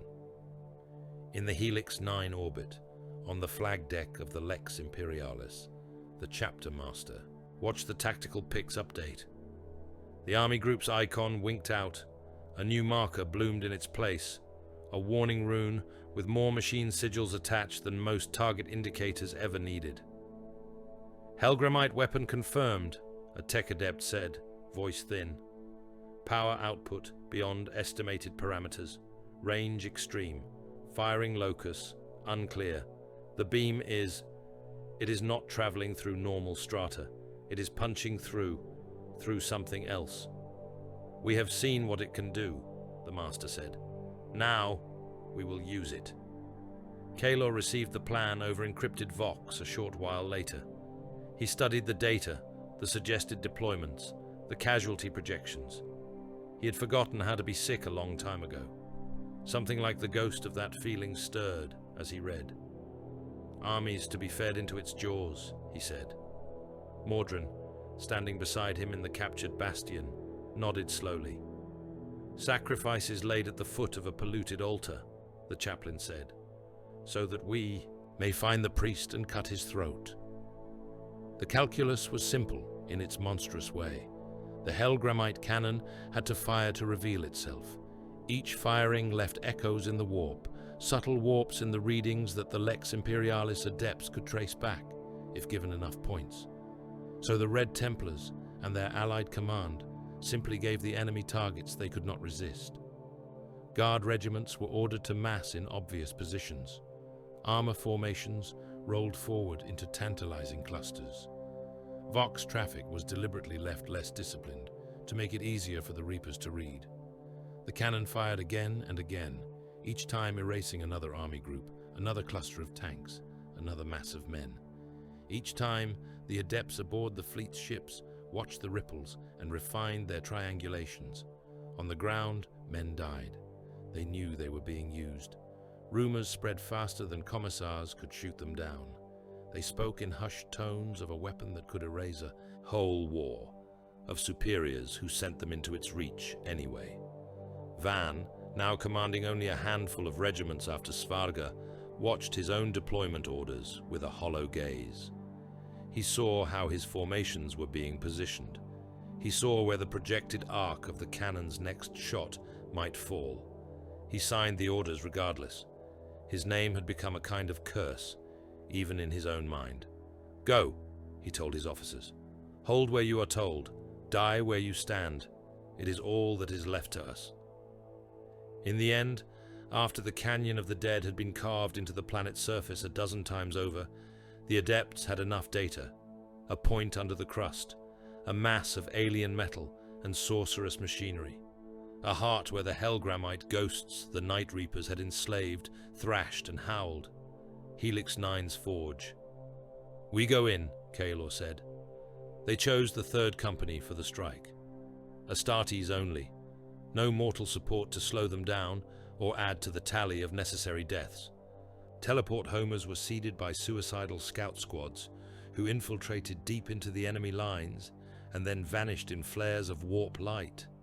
In a storm of white noise and tearing sensation, Kaelor and his chosen materialized in the dark. The subcrustal chambers of Helix 9 were not natural caverns. They were halls carved by something that did not care for human senses. Angles that hurt to look at, surfaces that refused to reflect light properly, swallowing it instead or refracting it into colors that had no names. The air was thick and hot, smelling of ozone, old blood, and something like rotten metal. Xenomachines dominated the space. Great coils of bone-white material shot through with veins of glimmering liquid shadow, arrays of crystalline pylons humming with stolen souls. Tanks where ghostly shapes beat themselves against the inside of their prisons. All of it had been fused with Imperial technology in brutal, clumsy ways, as if a lunatic had slapped augmetic parts onto a god. Night Reapers moved between the machines, accompanied by robed dark mechanicum, their bodies a forest of mechadendrites and grafts. The teleport flares faded. The Red Templars were already moving. Bolters roared in the dark. Target runes picked out enemies in a wash of red. Chainswords bit and snarled. The air filled with the crack and thud of impacts, the wet sounds of rounds meeting flesh. Kalor crashed into the first Reaper squad like a thunderhead. His blade took an arm at the elbow, ceramite and bone flying. He pivoted, slammed his shoulder into another traitor, smashing him back into a humming coil. The alien metal flared. For a heartbeat, the Reaper tried to scream, but his body elongated impossibly, his mouth stretching, eyes bulging, until he simply unraveled into a smear of light and got sucked into the coil. "One more ghost for your cage," Kalor snarled, moving on. A demon engine lurched into view, a fusion of walker limbs, gun barrels and torsos, screaming in chains.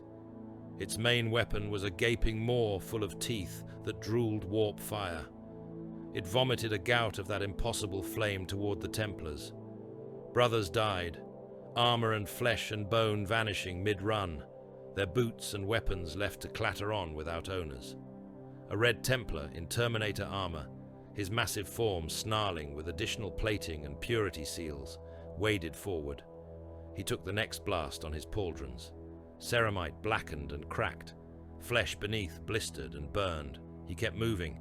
He slammed into the demon engine and drove his power fist into its chest. The gauntlet smashed through metal and into the writhing heart of whatever bound the machine together. He closed the fist and squeezed. The demon shrieked, a sound that had no place in the material world. The machine frame convulsed, guns bent, limbs tore away. Warp fire erupted from every join. Then the engine imploded, folding in on itself, leaving only a crater of sizzling, half-melted slag. Everywhere, Red Templars hacked through Night Reapers and their abominations. Some of the enemies bled blood. Others bled ichor that glowed like sickly phosphorescence. Some bled molten alloy that splashed and burned where it hit. The floor became slippery with it all, a treacherous slick of gore and molten metal. Dark Mechanicum tech priests chanted Binharic curses, unleashing swarms of razor-edged servo skulls and sudden blooms of energy from their staffs. Templars fell, holes blown through their armor, limbs severed by unseen force. They died with their weapons still trying to rise. "Push to the core," Kalor voxed. "We do not need their corpses. We need their hearts stopped." They reached it at last. The Hellgramite core was a gargantuan sphere of alien material suspended in a lattice of Imperial scaffolding. Souls pressed against its inner surface, faces contorted in endless agony, mouths stretched in silent screams. Each time the cannon above fired, they flared, brighter, then dimmed, as if something was drinking them. Cables ran from the sphere to arrays of control thrones where Night Reaper psychers sat, eyes black pits, their bodies wasted. Dark Mechanicum adepts moved among them, feeding data, reading omens, adjusting dials that had never been meant to be in human hands. Kalor looked at it all and felt a pulse of pure, cold hatred. "Kill them," he said. "Kill them and break their toy." The third company hurled itself at the core. Bolter fire tore the psychers apart in sprays of meat and filth. Chainswords cut through their attendants. Mechadendrites whipped and snapped, carving lines in ceramite, but were hacked away in turn. Kalor reached the sphere. He pressed his power sword against its surface. The blade vibrated, trying to slide off as if repelled by something deeper than magnetism. "Vardas," he voxed. "Can we crack it?" The Tech Marine's reply came from somewhere behind him, voice ragged with exertion and damage. "We can break anything," Vardas said, "given enough insults." They planted melter charges at key struts. They drove crack grenades into joints. They tore out cables by hand, ignoring the arcs of energy that burned skin beneath their armor. When the charges went off, the subcrustal chamber became a slice of hell. Explosions tore through the scaffolding. Chunks of alien material flew. The sphere shuddered. Cracks appeared on its surface, light leaking out through them like blood. The souls within screamed, a chorus so loud and piercing that some of the Templars dropped to their knees, hands over their helms, as if trying to tear their own ears off. The Hellgramite cannon, far above, fired one last time. The beam went wild, lashing sideways. Somewhere on the surface, Things died that had never been meant to die that way. Then the energy that had been bound in the core had nowhere to go. It exploded. Kaylor's last clear memory of the chamber was of being hurled through the air, slammed against a wall, his armor protesting as plates dented and cracked. Fire washed over everything. Metal screamed. Something vast and alien died, and its death throes shook the bones of the planet. They staggered upward through collapsing tunnels.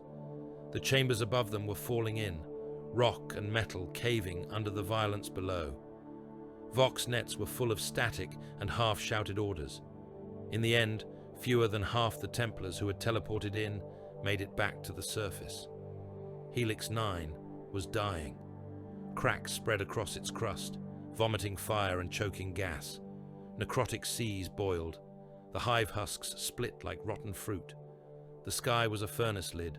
Clouds burned away, replaced by a churning mantle of smoke and warp light.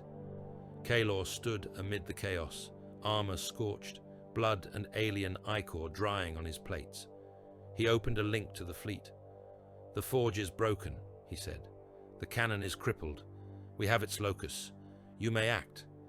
In the strategium of the Lex Imperialis, the chapter master listened to the report. Minotaur representatives stood nearby, horns on their helms glinting in the hololithic light. "The bombardment orders were prepared," the master said, "awaiting only confirmation that this world is no longer required as base or lure." He looked at the Minotaurs. They said nothing. Their chapter had never been squeamish about the logic of total war. "Then we will cleanse it," the master said. Virus bombs fell toward Helix 9 in a slow, horrible rain. Lifebane warheads, skull-painted and sealed with sigils from the darkest vaults of the Munitorum, plunged into the cracked atmosphere. They burst at low altitude, blooming into clouds of glistening motes that spread with the wind. Where the virus clouds touched organic matter, life ended. Mutants died mid-howl. Their skins sloughed off in sheets, muscles liquefied, bones dissolved from the inside, leaving sacks of meat that burst and added to the spreading sludge. Demons, bound to machines or roving free, flickered and screamed as their anchors in real space rotted away, dragged back into the warp in streamers of black flame. Guard regiments caught in the spread had only seconds to realize what was happening. Breath turned to acid in their lungs. Eyes popped. Flesh sloughed from their bones. Tanks rolled on for a few meters more with piles of dissolving mush inside before their own organic seals failed, and they too succumbed to corrosion. Red Templars squads, still on the ground, watched the greenish clouds crest toward them over ridges and through wreckage. "This is our line," one sergeant voxed. "We hold until the end." They fixed bayonets. They fired until their hands dissolved. They sang litanies until their throats melted. Some fought on, even as their fingers fell from their hands, their weapons dropping from gripless stumps. Their last sight was of the clouds rolling over them, the world turning into a sea of bubbling rot. In orbit, after the virus bombs had done their work, cyclonic torpedoes fell. They ignited Helix 9's poisoned atmosphere, turning the clouds of death into fire. The planet's surface became an ocean of flame. The crust cracked wider, plates shifted, rivers of magma boiled up, devouring what little structure remained. At last, the stress was too much. A fault line opened deep into the mantle, and the dead world began to tear itself apart. From the observation blister of the Lex Imperialis, Kaylor watched in silence. The planet below was a ball of blazing orange and red, fissures crawling across it like glowing scars. Pieces sheared away, slowly at first, then faster, tumbling off into the void-trailing debris. Vox logs from the last units on the surface played in the background. Static, screams, snatches of prayer. Someone laughing as his own voice dissolved. Mordrin stood beside Kaylor, helm off, his scarred face lit by the planetary death throes. Another. "Waymark," the chaplain said. Kaelor nodded. "One more skull on the road," he said. "One more grave to remind the galaxy what happens to those who take alien ghosts into their hands and call it strength." Billions had died on Helix 9. Billions more had died to get them there. The tally was beyond any mortal ledger. For the Red Templars, it was another entry, another weight on the scales they used to measure their hunt. The planet cracked fully at last, splitting into great drifting shards. The Helgramite Forge, the Night Reaper strongholds, the Dark Mechanicum constructs, all of it vanished into the bright ruin. The fleet turned away. There were still Night Reapers in the rifts, still whispers of their ships in the void, still reports of their warp fire in distant systems. Helix 9 was only one bone in the carcass. The Hounds of Dorn did not pause to mourn the world they had killed. They did not count the dead beyond the cold necessity of supply and reinforcement. They looked to the next scent on the wind and ran on. The harrowing became a wound in the stars. It began as a single campaign order and stretched into years of running battles, a smear of blood and wreckage across a dozen nameless systems and a score of void lanes. Charts that had once been neat maps of trade routes and pilgrim paths turned into palimpsests of kill ratios and fleet markers. Wherever the Night Reapers ran, the Red Templars hounded them, snapping at their heels, biting out chunks of strength and leaving nothing behind but dead worlds and drifting hulks.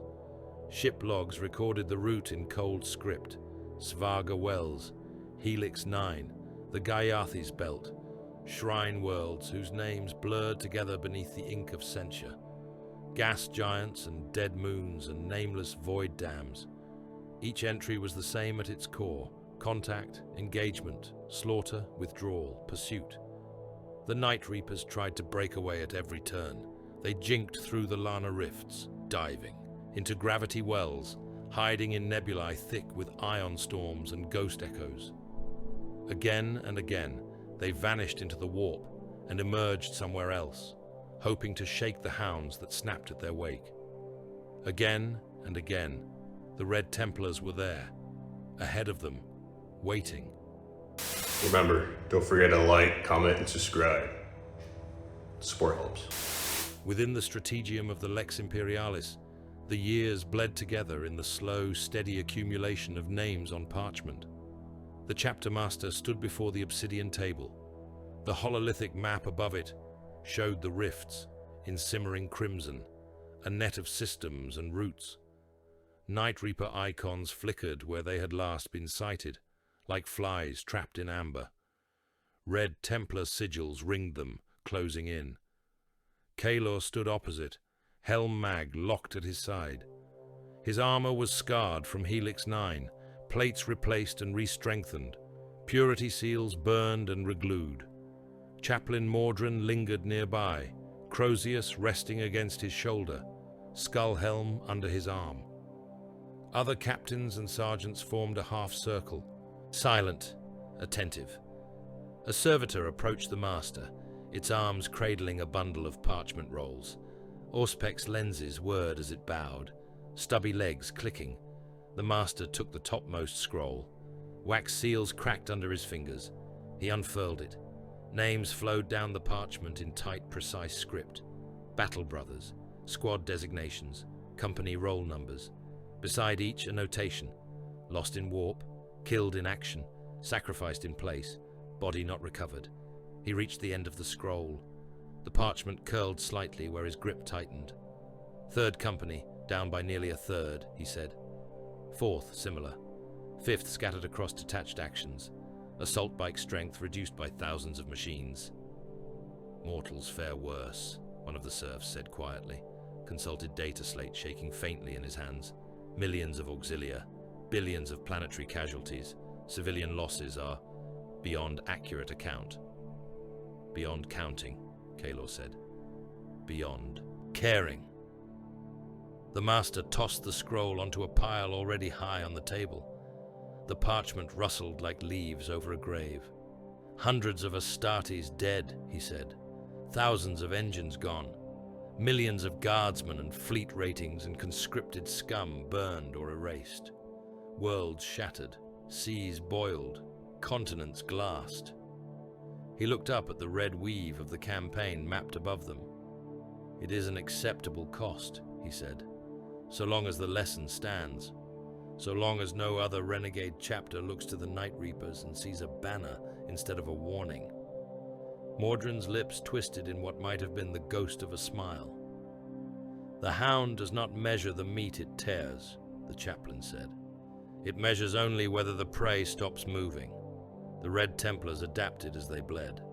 Pursuit doctrine, always their strength, became an obsession sharpened by necessity. The rifts did not allow for straight-line chases. Warp currents twisted. Geller fields sang, in different keys, depending on where a ship had been before.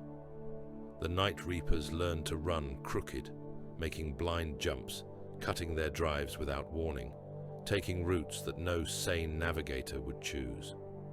The Templars learned to read those choices. In the nav tower of the Lex Imperialis, tech adepts muttered litanies over banks of auger screens, coaxing pattern from chaos. Navigators, their eyes bandaged and their minds scarred, traced the after-images of Geller field signatures through the madness, marking where the Reaper's translation wakes tugged at the immaterium. Kaelor watched as a web of projected routes grew on the display, threads of probability and hate. "We know their temperament now," he said. "We know which way a hound runs when it is wounded. They dive for cover. They snatch at shadows. They seek crowds they can vanish into." He gestured at the extrapolated exit vectors. "So we go ahead," he said. "We seed chains of hunter-killer squadrons. Along every path their minds might think of taking. We turn each exit from the warp into a trap, each safe harbor into a cul-de-sac with teeth. Ships detached from the main fleet, vanishing into their own jumps. Smaller strike cruisers, escort squadrons keyed to the same warp scars, dove into the unseen currents. When Night Reaper flotillas clawed their way out of the warp in some half-dead system, shaking and bleeding from the journey, they found Red Templar ships already there, blocking lanes, cutting them off, driving them once more into the noose. The rifts narrowed around them. What had been an ocean became a river, then a gutter. They tried to break the pattern in the Guyathis belt. Guyathis was a graveyard of rock and metal, a dense band of asteroids circling a dim star. The fragments of dead worlds jostled and ground against one another in slow motion. Habitats drifted among them, hollowed asteroids and bolted on plates, home to billions of pilgrims, miners, and indentured laborers. The Night Reapers fled into the belt, vanishing amid the clutter. They cut their drives, hiding their signatures in the thermal bleed of the rocks. They sank close to the civilian clusters, using them as meat shields, daring the Imperium to fire. On the bridge of the Lex Imperialis, the Vox channels filled with pleas. "Lord, this is Station Carsis Wheel. We have 500,000 souls aboard. We are unarmed. We are under the guns of black ships. We beg for immediate assistance." "Repeat, this is St. Corvian's Wayfarer. We see traitor hulls making for our docking arms. We have pilgrims from 3 shrine worlds aboard. Their families are... To all Imperial vessels, this is the Belt Governance Council.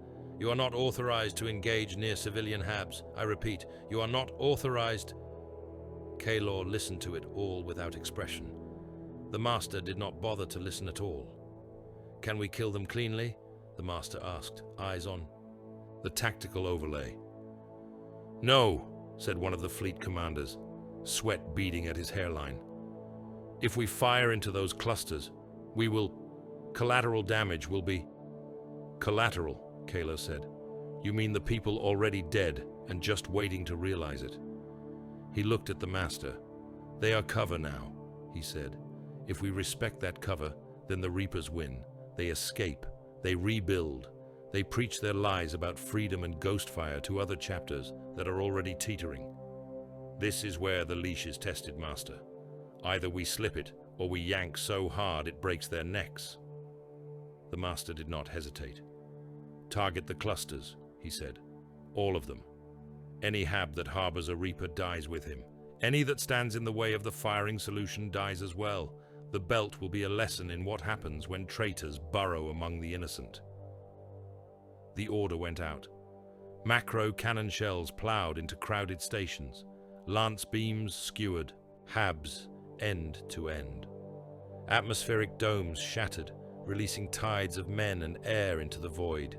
Pilgrim ships cracked and spewed bodies like grain from torn sacks. Mining habitats, never built to withstand that kind of fire, broke apart under the strain, spinning into shards. Night Reaper escorts and cruisers were caught in the same storm.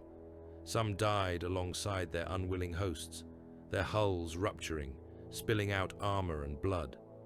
Others were forced to break cover, drives flaring, desperate to flee the collapsing field of debris. The Red Templars were waiting for them, engines already hot, weapons ready. The belt burned for days. On one shrine world that had survived the first sweep of the harrowing, only to be tainted in the second, the lesson took a different form. The world had once been pure. Pilgrim roads had wound between cathedral spires and reliquary vaults. Martyrs' bones had been paraded along processional ways. The Night Reapers had come as saviors at first, driving off pirates and raiders. Then they had stayed, and their shadows had lengthened. By the time the Red Templars arrived, the shrines were defaced. Altars had been twisted into new shapes, their icons recarved into blasphemous parodies. Congregations split their devotions between the Emperor and darker things that slithered between the cracks of reality. The Reapers used the faithful as masks, speaking pieties with mouths already stained by other oaths. Purity culls began at dawn. Kalor led the Third Company into the Grand Basilica of St. Lysander, its stained glass shattered, its nave crowded with chanting bodies. Some wore the ragged robes of cultists. Some still clutched rosaries and prayer books. They all turned as the Crimson Giants strode up the central aisle, bolters in hand. "There are traitors among you," Kalor said, vox-amplified voice booming beneath the vaulted ceiling. "There are those who have given your souls to the Night Reapers and their masters. You will. Come forward. You will name yourselves. You will die quickly." The crowd rippled. No one moved. "Very well," Kalor said. "We will make no distinction." The Red Templars opened fire. Bolters turned the front ranks into pulp in the first volley. Bodies exploded, flayed open by mass reactive shells, blood and bone and shreds of organ meat splashing onto those behind. Screams rose, prayers tangled with curses, the hymn that had been in progress faltering into chaos. Some dropped to their knees, hands clasped, shouting that they were loyal, that they loved the Emperor, that they had never spoken a forbidden name. Others surged forward with knives and las pistols, eyes glazed, mouths frothing, trying to reach the giants and tear at their armor. It made no difference. Templars advanced at a steady pace, firing in measured bursts. Each step left a deeper layer of corpses under their boots. Marble tiles disappeared beneath slicks of mingled gore. Holy icons, splashed with blood, toppled from their plinths and shattered. Statues of saints were perforated as rounds passed through bodies and into stone, turning sacred images into riddled effigies. At the main altar, a priest in tattered vestments clung to a defaced icon, screaming for mercy. Kalor walked up the steps toward him, bolter smoking. "They forced us," the priest cried. "The Reapers, they made us add their sigils to the Emperor's. They said they were his chosen, that their fire was his judgment." "You believe them," Kalor said. The priest nodded frantically, then shook his head, unable to settle on a truth. "Yes, no, I did what I had to keep my flock." "You kept them alive long enough to damn them," Kalor said. He shot the priest through the chest. The body flew back, crashing into the profaned icon, leaving a smear of blood across both the old, worn face of the saint and the freshly carved sigil of the Night Reapers. Outside, the cull went on, Cathedrals, chapels, pilgrimage squares, all ran red. The Templars killed those who had sworn to chaos and those who had merely hesitated too long in their rejection. Once the lines were drawn, they made no attempt to separate the truly guilty from the conveniently expendable. The Ordo Xenos noticed. Inquisitor Majoris Halbrecht stepped off his shuttle onto the deck of the Lex Imperialis, with his rosette hanging heavy at his chest and his jaw clenched tight. He had the look of a man who had seen too much already and was about to see more. His retinue trailed behind him, scribes and stormtroopers, and a single psyker whose eyes darted everywhere but at the Astartes who watched them. Kaelor met him in a weapon hall overlooking one of the ship's internal firing ranges. Warp-tainted relics captured in the campaign lay under stasis fields along the walls, each one sealed in layers of warding. "You go too far," Halbrecht said without preamble. "Killing cultists is purity. Killing entire congregations is waste. The shrine world could have been reclaimed." Kaelor looked at him, at the lines around his eyes, at the way his hands shook very slightly, even when he held them clasped behind his back. "You saw the reports from Helix 9, Kaelor said. "You have seen what their Hellgrammite fire does." Halbrecht nodded reluctantly. "I have," he said, "and I have authorized terrible measures to counter it. But you go beyond efficiency, Captain. You revel. You leave no space for redemption." "Redemption is for stories told to children," Kaelor said. "You are Ordo Xenos. You know what happens when you compromise with aliens. The Night Reapers have done worse. They have braided alien ghosts into their souls. There is no saving them. There is only contagion if we delay." Halbrecht set his jaw. "There is a difference between no mercy for the Reapers," he said, "and no mercy for the people they have infected. The Shrine world could have been—" Kaelor cut him off with a gesture. "Come," he said. "I will show you why we do not differentiate." They took him to a firing chamber stripped of ornament. A line of bound men stood against a far wall. Some wore tattered guard uniforms. Some wore the plain clothes of laborers. One wore the ragged remnants of a priest's robe. All had been pulled from the shrine world, selected for one common trait. They had been close to Reaper influence. None had openly declared for chaos. None had been seen wielding weapons against Imperial forces.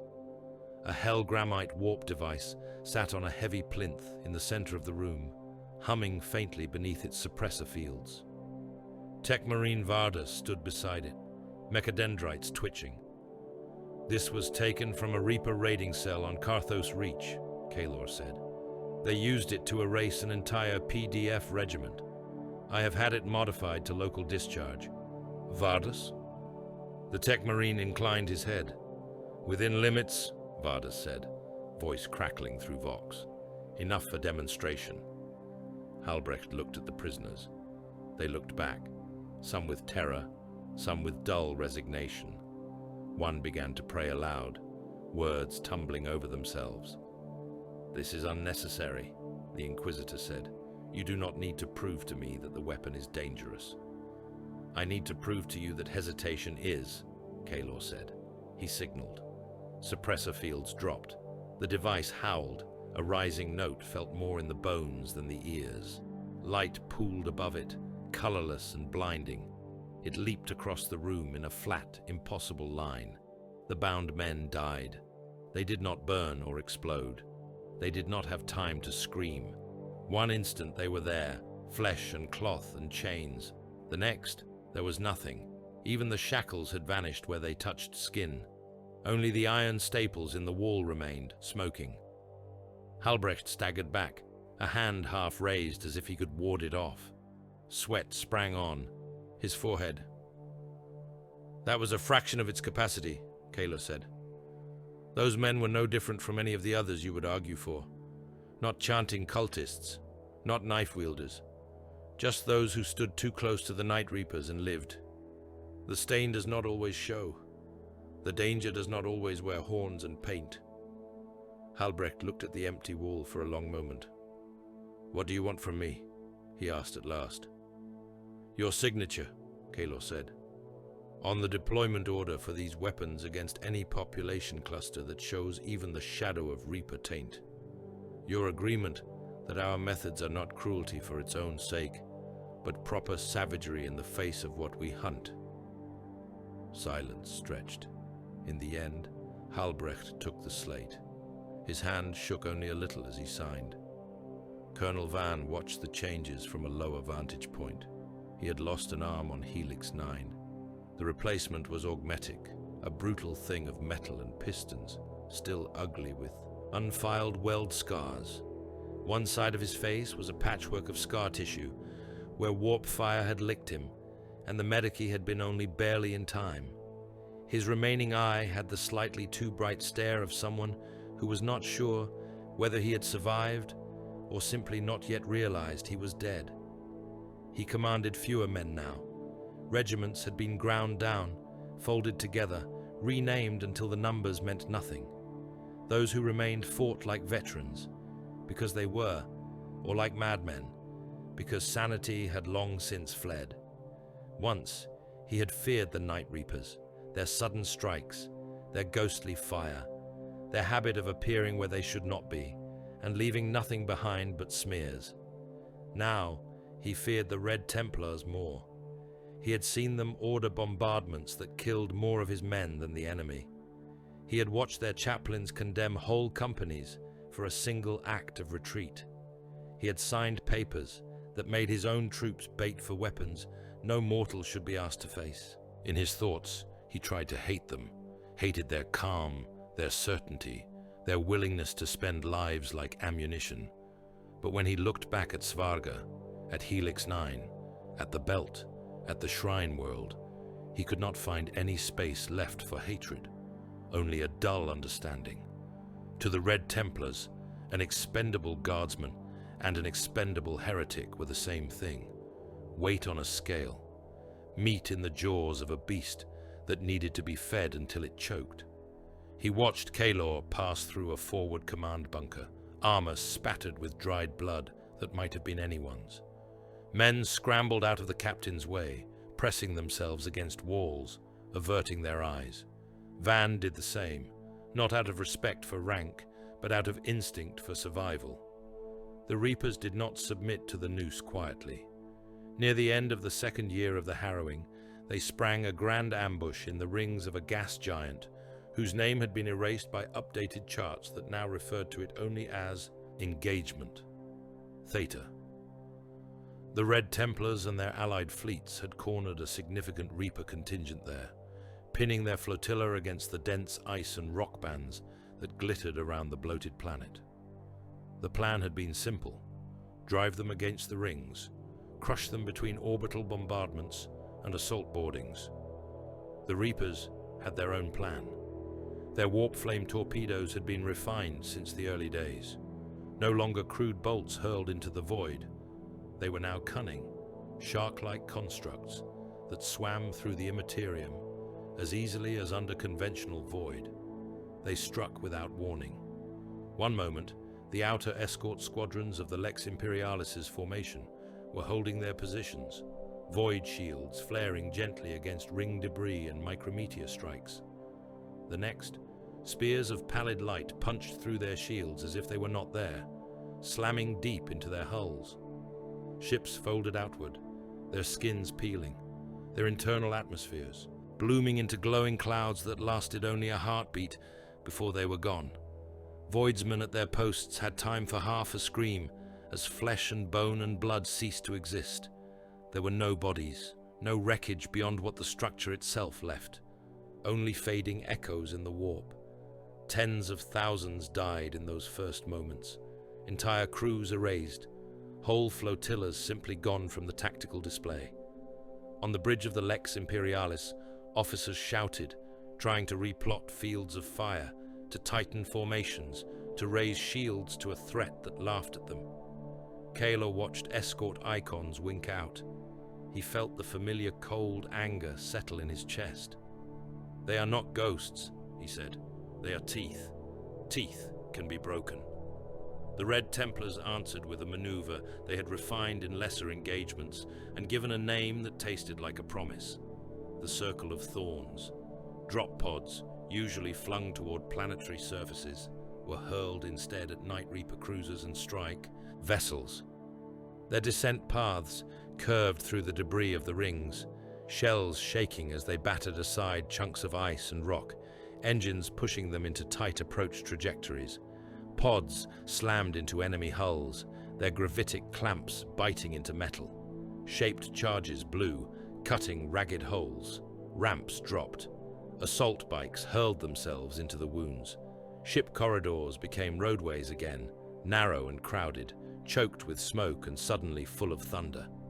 Red Templars rode through the veins of Night Reaper vessels, bolters shattering bulkheads, chains wards cutting through crew and boarding parties alike. The confines turned every impact into carnage. Men were crushed against walls, bones popping, organs squeezed out through armor gaps. Cade led his Crimson Hounds through a central artery of one cruiser, tires leaving long streaks of red across the deck. Crewmen tried to scramble out of the way, slipping in the gore, tripping over the bodies of their fellows. Those who fell were ground under. Those who clung to the walls were torn apart by passing chains wards. Explosions blossomed as they hurled melter charges into plasma conduits and reactor housings. The bikes turned, engines screaming, and raced back the way they had come, outrunning the spreading catastrophe. They were not always fast enough. Some pods never opened again, crushed under secondary blasts. Some bikers died in torn corridors, trapped under fallen girders as flames roared toward them. Some rode straight into exploding compartments, silhouettes caught in the moment of annihilation on internal pict feeds. They died as they had ridden, in motion.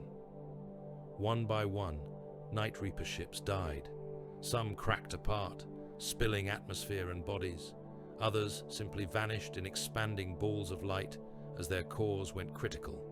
The rings of Theta glittered with new wreckage, spinning shards of hull and ice and frozen blood. The ambush hurt, but it did not break the noose. The harrowing ground on, years of it. Systems burned out, taken off charts, marked only with forbidden sigils and warning runes. Night Reaper recruit worlds turned into ash, their listening posts uprooted, their hidden docks ripped open and gutted. Toward the end, their once proud fleet was a bloodied core, a handful of battle barges and battered cruisers, limping from one hiding place to another. Their warp fire cannons were depleted, their hellgrammite stockpiles exhausted by desperate salvos. They fled into the shadow of something older than any of them, Perun Cross. It appeared on Arga scans first as a blip of impossible reflection. Then, as the fleet closed, as a silent continent in the void.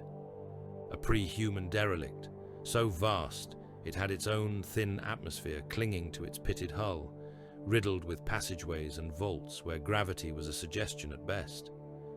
The Night Reapers dove into its depths, like rats into a carcass, their ships anchored to its superstructural bones, vanishing inside. On the vox channels of the Red Templars, hunting oaths filled the air. Kayla listened to his brothers swear to run until their hearts stopped, to bite until their jaws broke, to leave no Reaper alive on that ancient corpse. He added his own quiet words to the storm, a simple, iron promise. "This hunt ends where their blood runs dry," he said. "Perun Cross will be their grave, and if it must, ours as well." The hounds of Dorn gathered at the edge of that silent giant, teeth bared, ready to dive in after their prey. Perun Cross hung in the void like the corpse of a god that refused to finish rotting. It was too large to be called a ship, too structured to be a natural moon. Its hull was a continent of pitted metal and stone, curved into a broken ring that enclosed a hollow core of shadow and flickering light. Whole hive cities from a dozen worlds could have lain along one of its equatorial ridges and still found room to spare. Old scars crossed its surface where things older than the Imperium had cut and welded, leaving patterns no human eye could fully follow.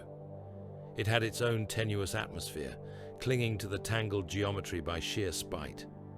Shreds of vapor formed slow, looping storms inside open cavities. Parasitic ecosystems had taken hold in some of those spaces. Forests of rusted metal and pale fungal growth, glistening rivers of condensed fluid that might once have been water, clouds of drifting spores that gave off a soft corpse light when disturbed. The Night Reapers had burrowed into it like maggots. Auger reports showed carved tunnels and newly reinforced chambers digging down for kilometers, half swallowed by the pre-human structure, half overlaying it with imperial design. There were void bays where black hulls lurked like ticks in a wound. Warp traces coiled deep in the core, suggesting some weapon or engine being fed with whatever horrors the Reapers had harvested from the rifts. The Red Templars and the Minotaurs came to tear it open. The siege line around Perun Cross was a halo of war. Battle fleet elements and sector defense ships formed layered rings around the derelict, their prows all pointed inward. Mass conveyors and troop ships lurked behind them like fat, nervous fish sheltering under predators. Between crews, guard regiments, household troops, penal legions, and planetary militias dragged into the campaign, the number of souls in theater climbed into the billions. All of them had their fates tied to that single dead thing hanging in the dark. On the command deck of the Lex Imperialis, the chapter master of the Red Templars stood before the hololith that showed Perun Cross in ghost blue miniature. Kaelor at his side, Minotaur envoys on his flank, their bull helms reflecting the light. "They are cornered," one of the fleet admirals said, pointing with a gloved hand at the blips of Night Reaper vessels nestled against the derelict's flanks. "We have interdiction lines in all approach vectors. They cannot run." "They will not try," Kaelor said. "Not yet. They ran to this thing for a reason. There is something inside it they think will save them. They will cling to that hope until we prize it from them." The master nodded. "We will not give them time to adapt," he said.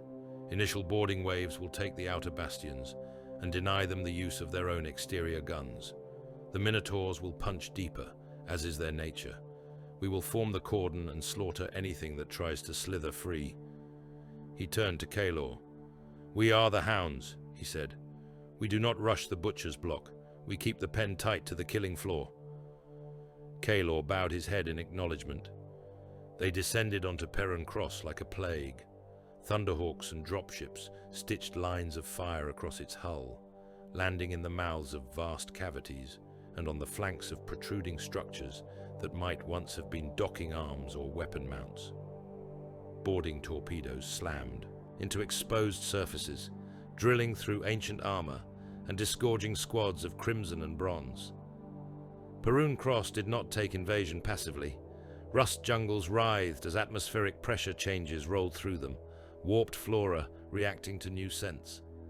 Tendrils of oxidized metal and meat grew faster than they should, snaking toward the vibrations of booted feet. Tangles of cables pulsed, as if pumping blood instead of power. The first bastions were half-formed things on the surface of that nightmare geometry. Night Reaper fortifications built on foundations they did not understand. Walls grew out of the derelict's skin like scabs, studded with gun emplacements and vox masts. Mutant auxiliaries and traitor marines manned them, watching the horizonless curve of the construct for landers. The Red Templars hit them with methodical fury. Kaelor led his company into a wide, open trench that might once have been a coolant channel, now overgrown with rusted struts and hanging growths. The air was hot and sour, tasting of oil and old blood. "Clear the shell," he voxed. "We leave nothing alive on the skin. We drive them inward. The Minotaurs can have their brute charges into the heart. We will be the blades along the edges." Bolters roared. Mutants died, some shredded into offal by mass reactive shells, some trampled under the boots of advancing Astartes. Night Reaper kill teams fought from behind twisted barricades, firing disciplined volleys, falling back in good order when pressed. Their tactics were sound, their discipline intact. It did not save them. The terrain itself rebelled.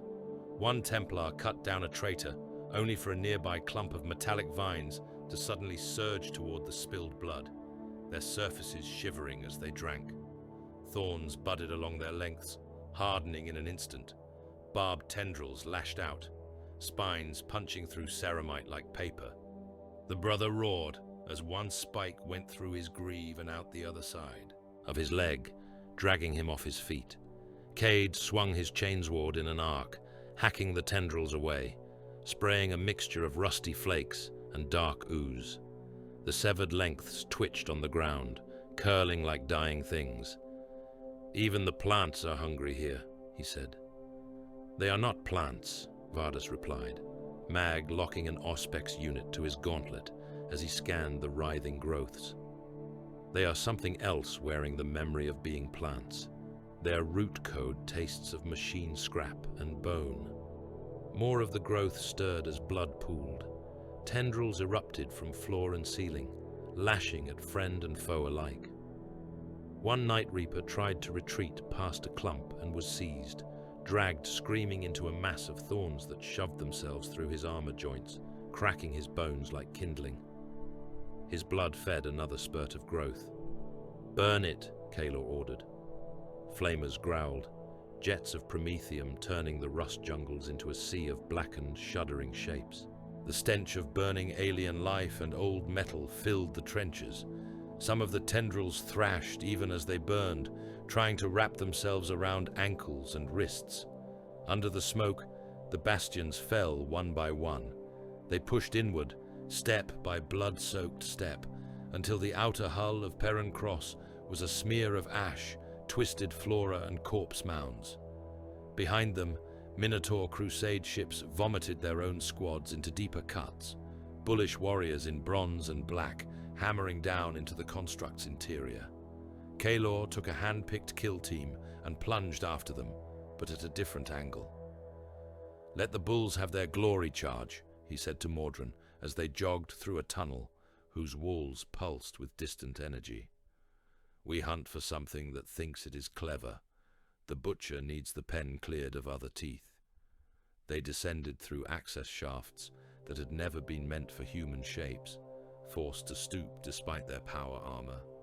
Gravity shifted as they went, sometimes tugging at their feet, sometimes at their heads, sometimes sideways. Auspex readings glitched and snarled. They found the dark mechanicum by the stench. It was not a smell that belonged to flesh alone. It was hot metal, burnt oil, the sweet rot of spilled machine lubricants mixed with old blood. It led them into a chamber that hummed with half-remembered power. Xeno machines hung from the ceiling like metal fruit, their surfaces crawling with moving script. At the center, on a dais of fused bone and steel, a Magos worked. He was more metal than man, a knot of limbs and cables with a shrunken organic core somewhere in the middle. Mechadendrites whipped back and forth, sparking against control panels that were never meant to be touched by human tools. Flickers of warp light danced between his manipulators and a series of hanging stones that oozed a faint, sickly glow. Night Reaper guards stood in a half-circle ahead of him. They did not have time to turn before the Red Templars hit. Bolter fire tore through them, smashing vertebrae, ripping limbs from torsos, punching through chest plates and detonating inside. One by one they went down, bodies reduced to ruined heaps of ceramite and meat. One managed to fire a plasma shot that splashed across a Templar's shoulder, melting the plate and the flesh beneath. But he died with Kylor's sword buried in his visor before he could adjust his aim.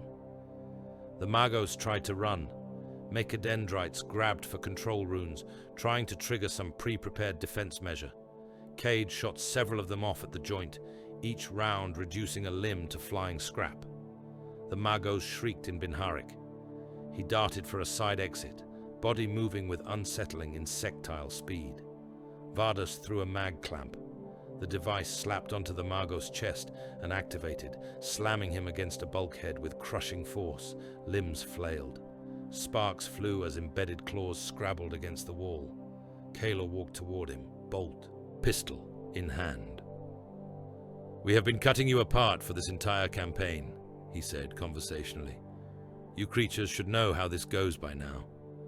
The Magos spat a burst of scrambled machine speech that translated to something between an insult and an invocation.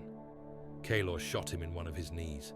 The joint exploded, shards of augmetic fragment embedded in the wall and in the Magos' own flesh. He howled, sound overlaid with static feedback. "How deep have your masters dug?" Kalor asked. "What do the Night Reapers hope to find in this carcass that will save them from us?" Another mechadendrite reached for another control rune. Mordrin casually sheared it off with a swipe of his Crozius. The severed limb writhed on the floor like a dying snake. Kalor shot the other knee. The Magos sagged, mechadendrites straining to keep him upright. "You saw the forge on Helix 9, Kalor said. "You know what we do to your toys when we find them. You know that there is nothing you can build that we cannot break. So tell me what you think you have found here that is worth all of this." "I find purpose," the Magos hissed. "I find a weapon that will wipe your leashed mongrel chapter and its pet bulls from the ledger. I find a reset." Kalor put a round through one of the Magos' shoulder clusters. 3 mechadendrites dropped, sparking to the floor. "You will find less," he said. They went through limb by limb. Each time Kalor asked and the Magos refused, another mechanical arm was severed, another bio-augmetic blown apart. The floor around them became a litter of twitching steel and torn cabling, stained dark with sprayed fluids. In the end, with his body reduced to a twitching stump on the wall, the Magos broke. "Perun Cross," he gasped, had been built around a pre-existing wound, a tear between the material and the immaterium. Deep at its core, the Night Reaper's sorcerers and the scattered remnants of the Helgramite constructs were trying to harness that tear to turn the entire derelict into a weapon, a ship killer, a fleet killer, a thing that could erase the Hounds and their masters with one convulsion. "They will burn you all," the Magos whispered. "One flicker, and you will be ash in the void. Your gene seed will boil in its tanks. Your ships will... Kalor shot him through what remained of his vocal servos. The head half exploded, augmetic snapping, a spray of gore and fluid painting the wall. "Now we know where to watch," Kalor said. "Now we know what will kill us if we give it time." While the Minotaurs rammed themselves deeper into the construct along more direct routes, the Red Templars spread around its outer layers. They formed a cordon in the tunnels that led toward void bays and hangars, posted kill squads at every likely exfiltration route. Any Night Reaper units that tried to fall back toward their ships found embossed red armor, blocking their path. Bolters spoke. Chainswords sang. Mutant mobs that tried to surrender were cut down with the same efficiency as chaos-marked warriors. Shuttles that managed to launch were tracked and shot down. Some carried confirmed traitor elements. Some carried mixes of thralls and deserters, and terrified indentured workers trying to flee whatever their masters were awakening. The Templars did not discriminate. Macro cannon and point defense batteries turned escape craft into clouds of fire and frozen bodies. The cold dark around Perun Cross filled with slowly tumbling corpses, their eyes and mouths open, their limbs spread in poses of supplication or panic. In the Strategium, the Master watched the patrol reports come in. "No one leaves," he said. "Nothing that has breathed that air returns to any Imperial world." The Minotaurs fought like rabid bulls in the deep. Their casualty reports came in as steady streams. Squads lost to imploding chambers and traps. War. Leaders dead in close combat.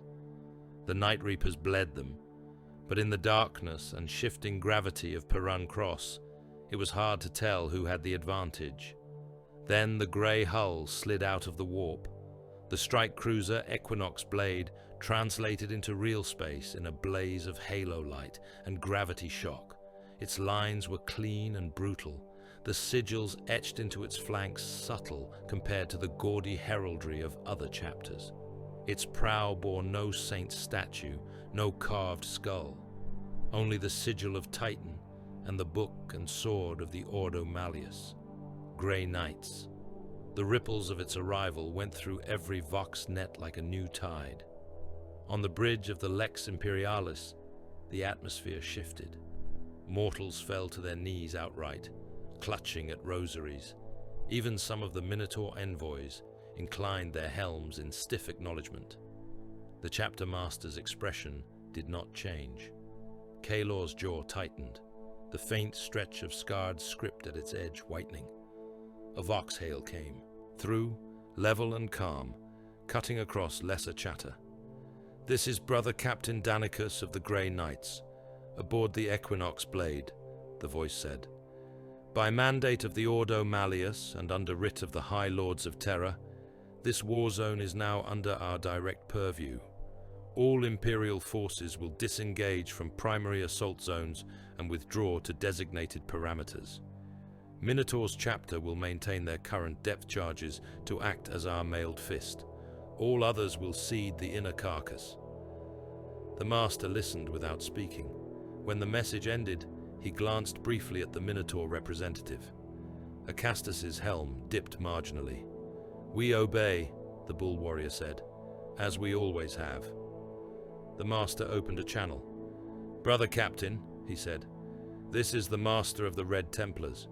We have hunted these traitors for years. We have burned worlds to pen them here. We have bled for every meter of their retreat.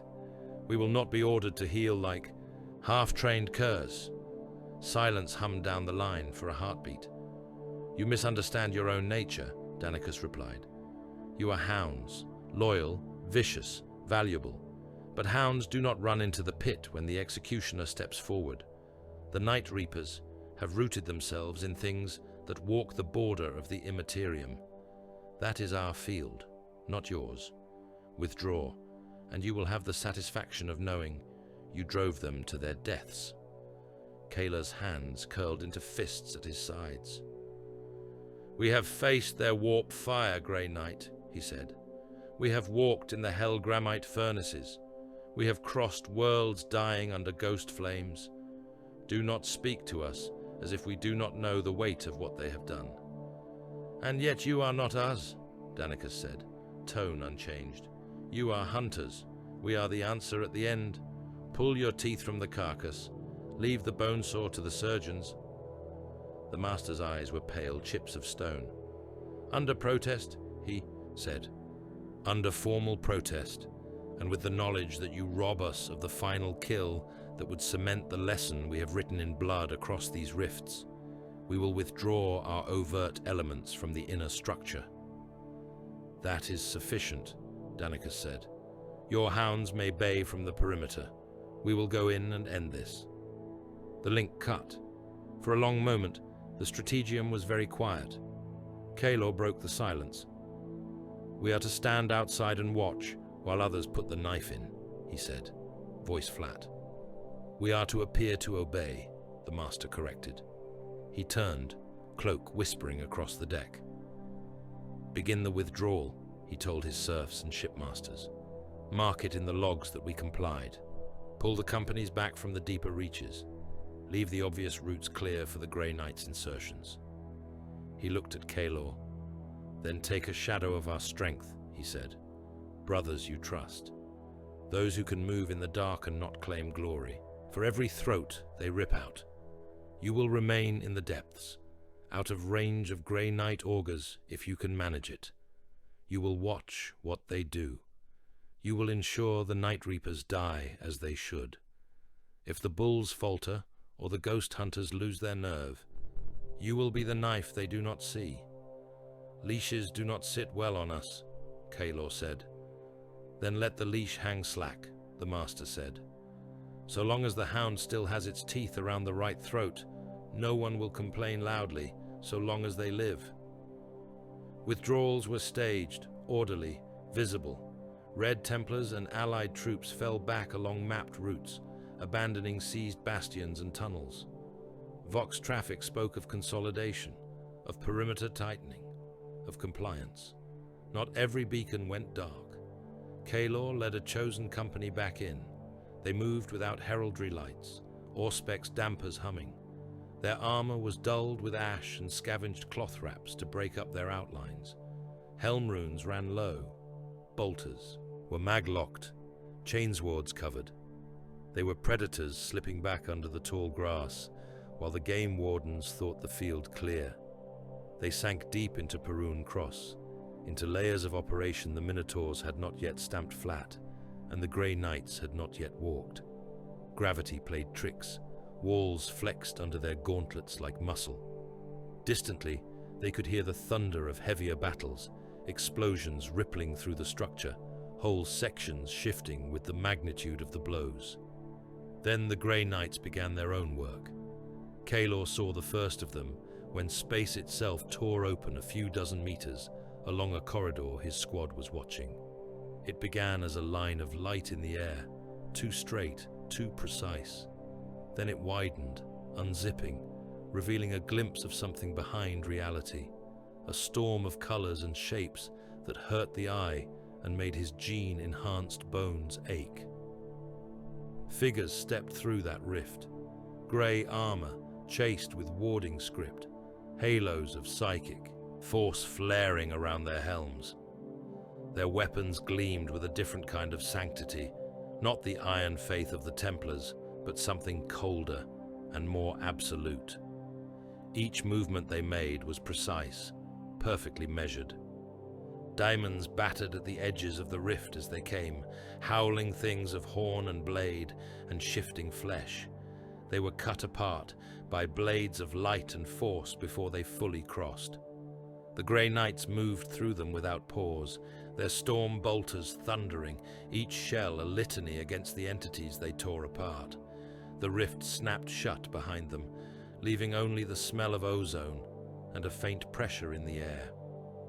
Kaelor had to admit, in the quiet part of his mind, that evaluated war tools, that they were magnificent. He still hated them for being given the kill. He signaled his brothers to hold back in the shadow of a collapsed support arch as the Grey Knights advanced. Night Reaper warbands met them, howling invocations, their own sorcerers vomiting. Warp power downstripped halls. The clash was something out of a saint's fever dream. Psychic wards flared. Demons screamed as they were dragged from their hosts and impaled on incorporeal spears. The Grey Knights advanced one measured step at a time, a wall of sanctified death. Night Reapers died in droves, some torn apart bodily, some frozen mid-stride as their souls were ripped free and burned to cinders. When the last of the traitors in that corridor had fallen, the Grey Knights moved on, leaving a line of shattered bodies and evaporating warp residue. Kaelor stepped out from hiding, his boots crunched on bone fragments and shell casings. "Not all the prey need die to their blades," he said. "We still have our own teeth." They ranged wider, slipping down side corridors, finding those pockets of Night Reaper survivors that the Grey Knights bypassed in pursuit of deeper targets. Isolated squads and command nodes, ammo depots, ritual chambers where lesser sorcerers clung to their sanity by threads. The Red Templars fell upon them without warning, killing quick and ugly. They nailed some of the bodies to bulkheads with their own combat knives, torsos split open, entrails spilling. In others, they arranged skulls in lines, facing inward, empty eyes turned toward whatever direction the remaining traitors might be trying to flee. Messages written in litanic script and blood declared that there was nowhere left to run. "Let them know the hounds are still at their heels," Cade said, driving a blade through a Reaper's hand and into a doorframe, pinning him there like a grotesque icon. The deeper fighting grew stranger. Kaelor saw, from a distance, whole chambers folded into warp vistas as Grey Knight squads teleported into them. 1 second, there was corridor and bulkhead. The next, it was sky full of screaming faces and rivers of boiling ichor, until the psychic wards reasserted and forced reality back into place. He saw Minotaur squads slam into Night Reaper blockades, both sides reduced to mangled piles of ceramite and flesh as blades and bolters rendered them into indistinguishable heaps. The bulls roared their oaths, and the traitors answered with curses, and in the end, the derelict swallowed both. Somewhere close to the core, something changed. The first detonation ran through Perun Cross like a heartbeat. Floors bucked underfoot, walls groaned. A wash of heat rushed through the air, dry and cracking, like the breath of a furnace god inhaling. Distant booms rolled through the structure, too regular to be simple explosions. Kaelor felt the hairs on the back of his neck prickle. Charges, Vardis voxed. Nuclear, many of them, rigged along key stress points. They are bringing this thing down from the inside. Another detonation, stronger. A section of ceiling a few dozen meters ahead sagged, then tore free, crashing down in a storm of debris and dust. A Night Reaper squad, caught mid-retreat on an upper level, vanished in the collapse, replaced by a rain of shattered limbs and armor plates. Kaelor opened a link to the surface. "Report," he said. "The Grey Knights have reached the heart," came Danicus's voice, distorted by interference but still controlled. "The Night Reapers had rigged their cradle. We have accelerated their plan. Detonations are controlled, for now." "Controlled?" Kaelor said. "You are ripping this carcass in half." "That is the point," Danicus said. "You wished them dead. This is the surest way to make their extinction more than a presumption." The link crackled and went to static. More detonations. The entire construct shuddered. Some corridors simply ceased to be, torn asunder by shock waves. Atmosphere screamed out through new rifts, carrying with it loose debris, bodies, anything not bolted down. "Extraction points are compromised," Vardis said.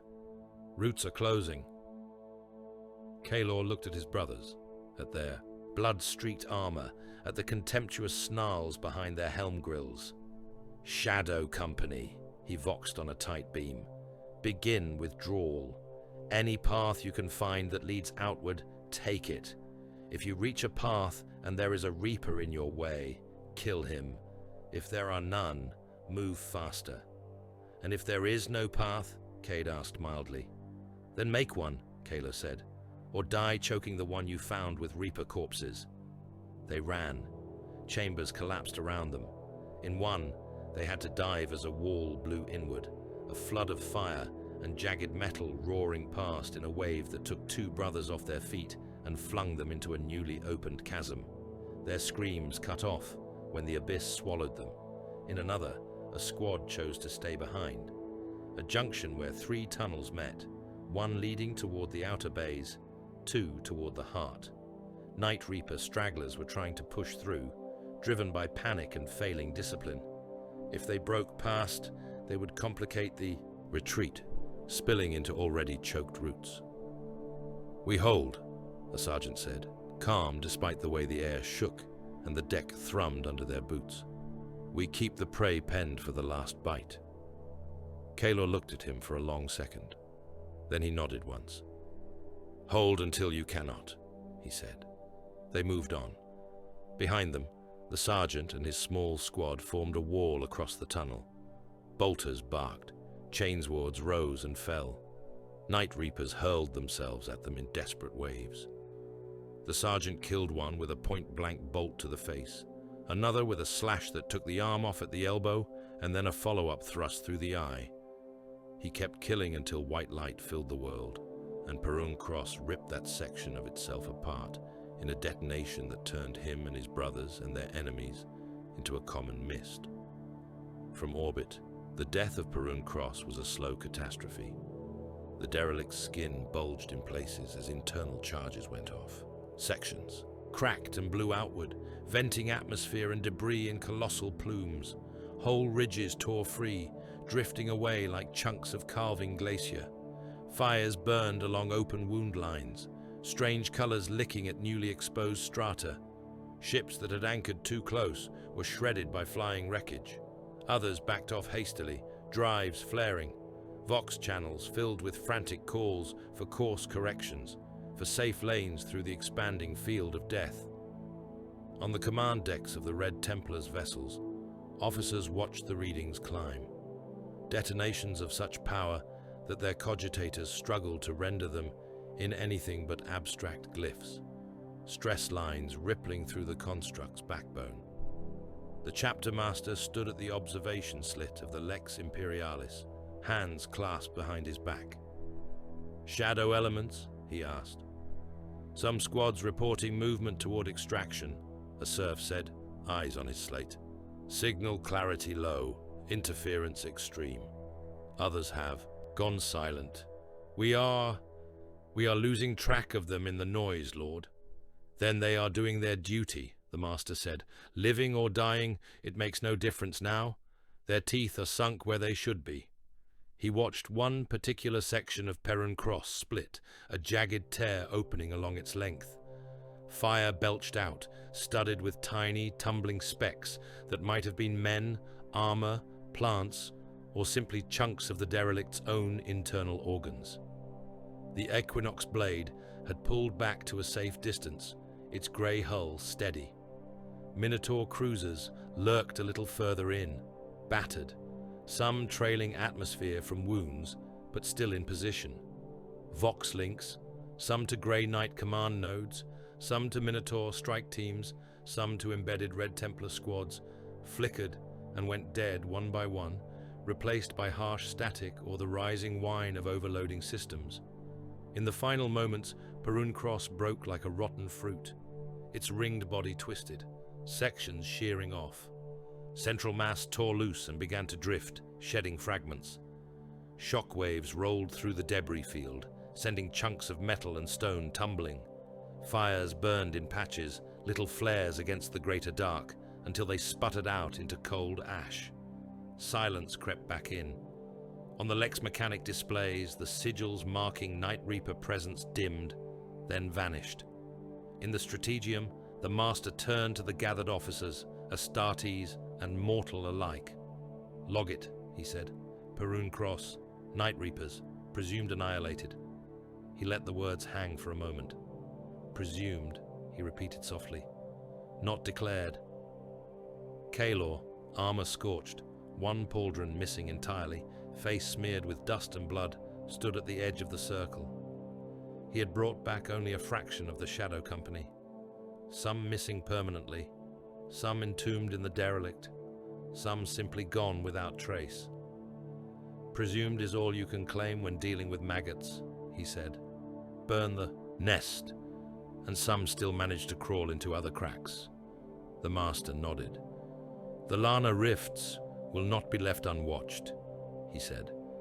"This was never only about one renegade chapter. This was about the lesson, the beacon. We have shown that a traitor chapter that flees into the dark will be hunted until there is nothing left of it but rumors and debris." His gaze returned to the hololith, now showing only a churning field of fragments where Perun Cross had been. "But we will not assume the lesson took," he said. "We will not succumb to the comforting lie that this is done. The rifts are a wound. Wounds fester. The Red Templars will keep their vigil here. Long after this fleet moves on, we will leave teeth behind. Listening posts, hunter squadrons, eyes, ears, every whisper of Reaper colors, every report of ghost fire, every ship that stinks of their doctrine will be noted and harried." Kalor's pale eyes were steady. "You would chain us to this place, forever," he said. "I would chain us to our duty," the Master replied. "There will always be other battles for other chapters. For us, this will remain at our core. Whoever commands this chapter after we are dust will know that the rifts are his first responsibility, not campaigns of glory, not theater crusades. This watch." He looked at his captain. "We are hounds," he said. "We do not forget a scent once we have it. Perun Cross is broken. The Night Reapers are by any sane measure destroyed. But until there is not one man left in the galaxy who has heard their name spoken in hope, we do not sheathe our teeth." Outside the viewports, the last flaming fragments of the ancient construct spun away into the dark, cooling as they went. The fleet adjusted its orbits, pulling back from the danger zone, tallying losses, preparing for resupply. In the records of the Imperium, the harrowing of the Night Reapers would end there, in phrases like presumed annihilation and sector threats neutralized. In the minds of the Red Templars, it was not an ending. It was a point on a line, a notch on the leash, a place they would circle back to again and again, long after the bones of Perun Cross had scattered among the stars. Toward the closing years of the 41st millennium, the ghosts of the harrowing began to whisper again. They came first as augur echoes, faint scratches on the edges of Auspec's readouts in the Caligulan Nebula. Patrol ships reported vox distortions that tasted of burned iron and old blood. Astropathic choirs, already half-mad from the constant pressure of the age, woke screaming from shared visions of black and bone armor striding through nebula mist, of warp fire blooming in the hollow ribs of dead ships. Ordo scribes, hunched in vaults beneath fortress inquisitorials, collated fragmentary reports. A manufactorum barge, gutted by something that burned through its void shields and spine in a single stroke. A pilgrim flotilla, found drifting, its crews reduced to ash and fused bone, the pattern of the destruction reminiscent of hellgramite fire. Witness sketches, rendered by trembling hands, of demon engines lumbering through the dust of forgotten moons, their carapaces bearing a scything crescent and a fall of stylized stars. The Night Reapers were gone. Perun Cross had seen to that. The harrowing had driven their chapter into the teeth of annihilation and chewed, but something that wore their colors still moved in the dark. Within the shadowed audience chamber of the Red Templars' fortress monastery, the echoes of that old hunt stirred. The chamber had no name given to outsiders, no place on any chart. It was hewn from black stone that drank light, its walls carved with reliefs of sieges and purges that had never been recorded in any book. A single lumen strip ran along the high ceiling, dim enough that the Astartes gathered beneath it seemed like statues half-remembered. The chapter master sat, upon the throne at the far end, not an ornate thing of gilt and silk, but a block of adamantium shaped into a seat and etched with the broken sigils of enemies ground under his command. His armor was the same crimson and gold that his brothers wore, but it was older, its layers of lacquer and paint worn thin at the edges, the scars beneath like the growth rings of a tree. Captains stood before him in a loose semicircle. Kalor was among them, armor bearing new script bands and marks denoting veteran command. The scarred line at his jaw had deepened over the decades, the skin at its edges knotted and pale. His hair had gone from iron grey to bone white, though the rest of him had not diminished in the slightest.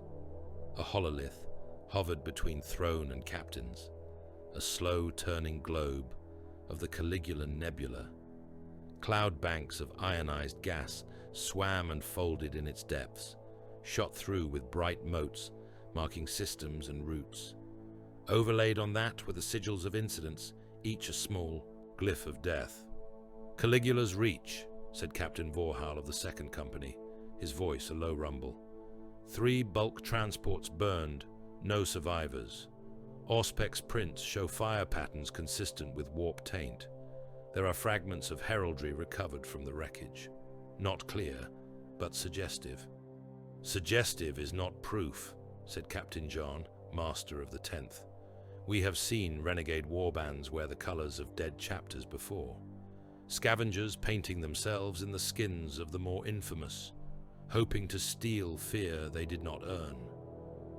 "There are the engines," another captain said softly. "The ones seen on Pelax Minor.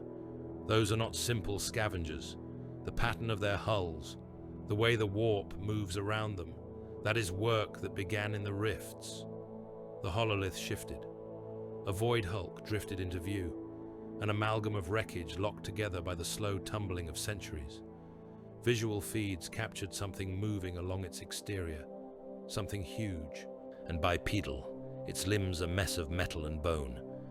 The image fuzzed where pitted armor plates bore a familiar, hated sigil. Black, bone, falling stars. "They are not a full chapter," Jan said. "Remnants, a warband, Perhaps several, scattered and half-mad. We broke their spine at Perun Cross. The spine is the part that heals best, Vorhal replied. Rage fills the gaps. The master raised one hand and silence fell. Arguments, he said, speak them now. Vorhal was first, as Kalor had expected. We commit, he said, eyes never leaving the turning nebula. Fully. A crusade-scale action. We bring the Lex Imperialis and every strike cruiser we can call back from other duties. We drag the Minotaurs by their horns if we must. We go into Caligula as we went into the rifts, and we finish what we began. No survivors, no echoes. We turn that nebula into a warning flare that never goes out. That would strip us from too many other fronts, Jarni countered. The segmentum calls on us more often now. Our reputation precedes us. There are rebellions we are uniquely suited to put down. Xenos incursions that need our pursuit doctrines. If we commit the whole chapter, we leave gaps others are not equipped to fill. And if we do not commit, Vorhal said, we invite the same rot to spread. Today the Reaper's remnants. Tomorrow some other chapter reading their old seditious catechisms and deciding that Hellgramite fire and demon engines make better allies than the Imperium. We cannot afford to let even a scrap of that gene lineage remain unharried. Enough, the master said. The captains fell silent. He sat back slowly, fingers drumming once against the arm of his throne. We are not the Black Templars, he said at last. We are not a chapter that hurls itself on every scent with every tooth bared and trusts the rest of the Imperium to patch the gaps. But neither are we fortress wardens, content to sit and trust others to recognize poison when they smell it. His gaze moved from captain to captain, weighing. We will not commit the whole, he said. The rifts still need their watchers. The calls from other theaters cannot go unanswered. We will send teeth, not the whole jaw. His eyes settled on Kalor. You will take command of the detachment, he said. A lean strike force. Bikes, veterans, whatever strength we can spare, without gutting our other obligations. You will run ahead of the rumors and see if there is truth in them. If there is, you will bleed it. If the wound runs deeper than a warband, we will decide then whether to open it fully. Kalor bowed his head. As you command, he said. As the throne commands, the master replied. Later, in the quiet of a high cloister overlooking the fortress monastery's inner courts, master and captain spoke without the weight of an audience. The cloister windows were narrow angles cut into the stone, showing only slivers of star-scattered sky. The air smelled faintly of oil and incense. Below, brothers trained, their shouts and the clash of weapons rising up as a distant echo. The master stood with his hands resting on the stone sill, eyes on the stars. Do you remember Helix 9? He asked. Kalor's lip twisted. My armor remembers, he said. If I stand in the wrong way, some of the plates still shift oddly where the metal was pushed out of true. I remember the forge, the way that sphere screamed when we cracked it, the way the souls inside writhed. You remember Svarga Wells, the master said. Only when I dream, Kalor said. And not often.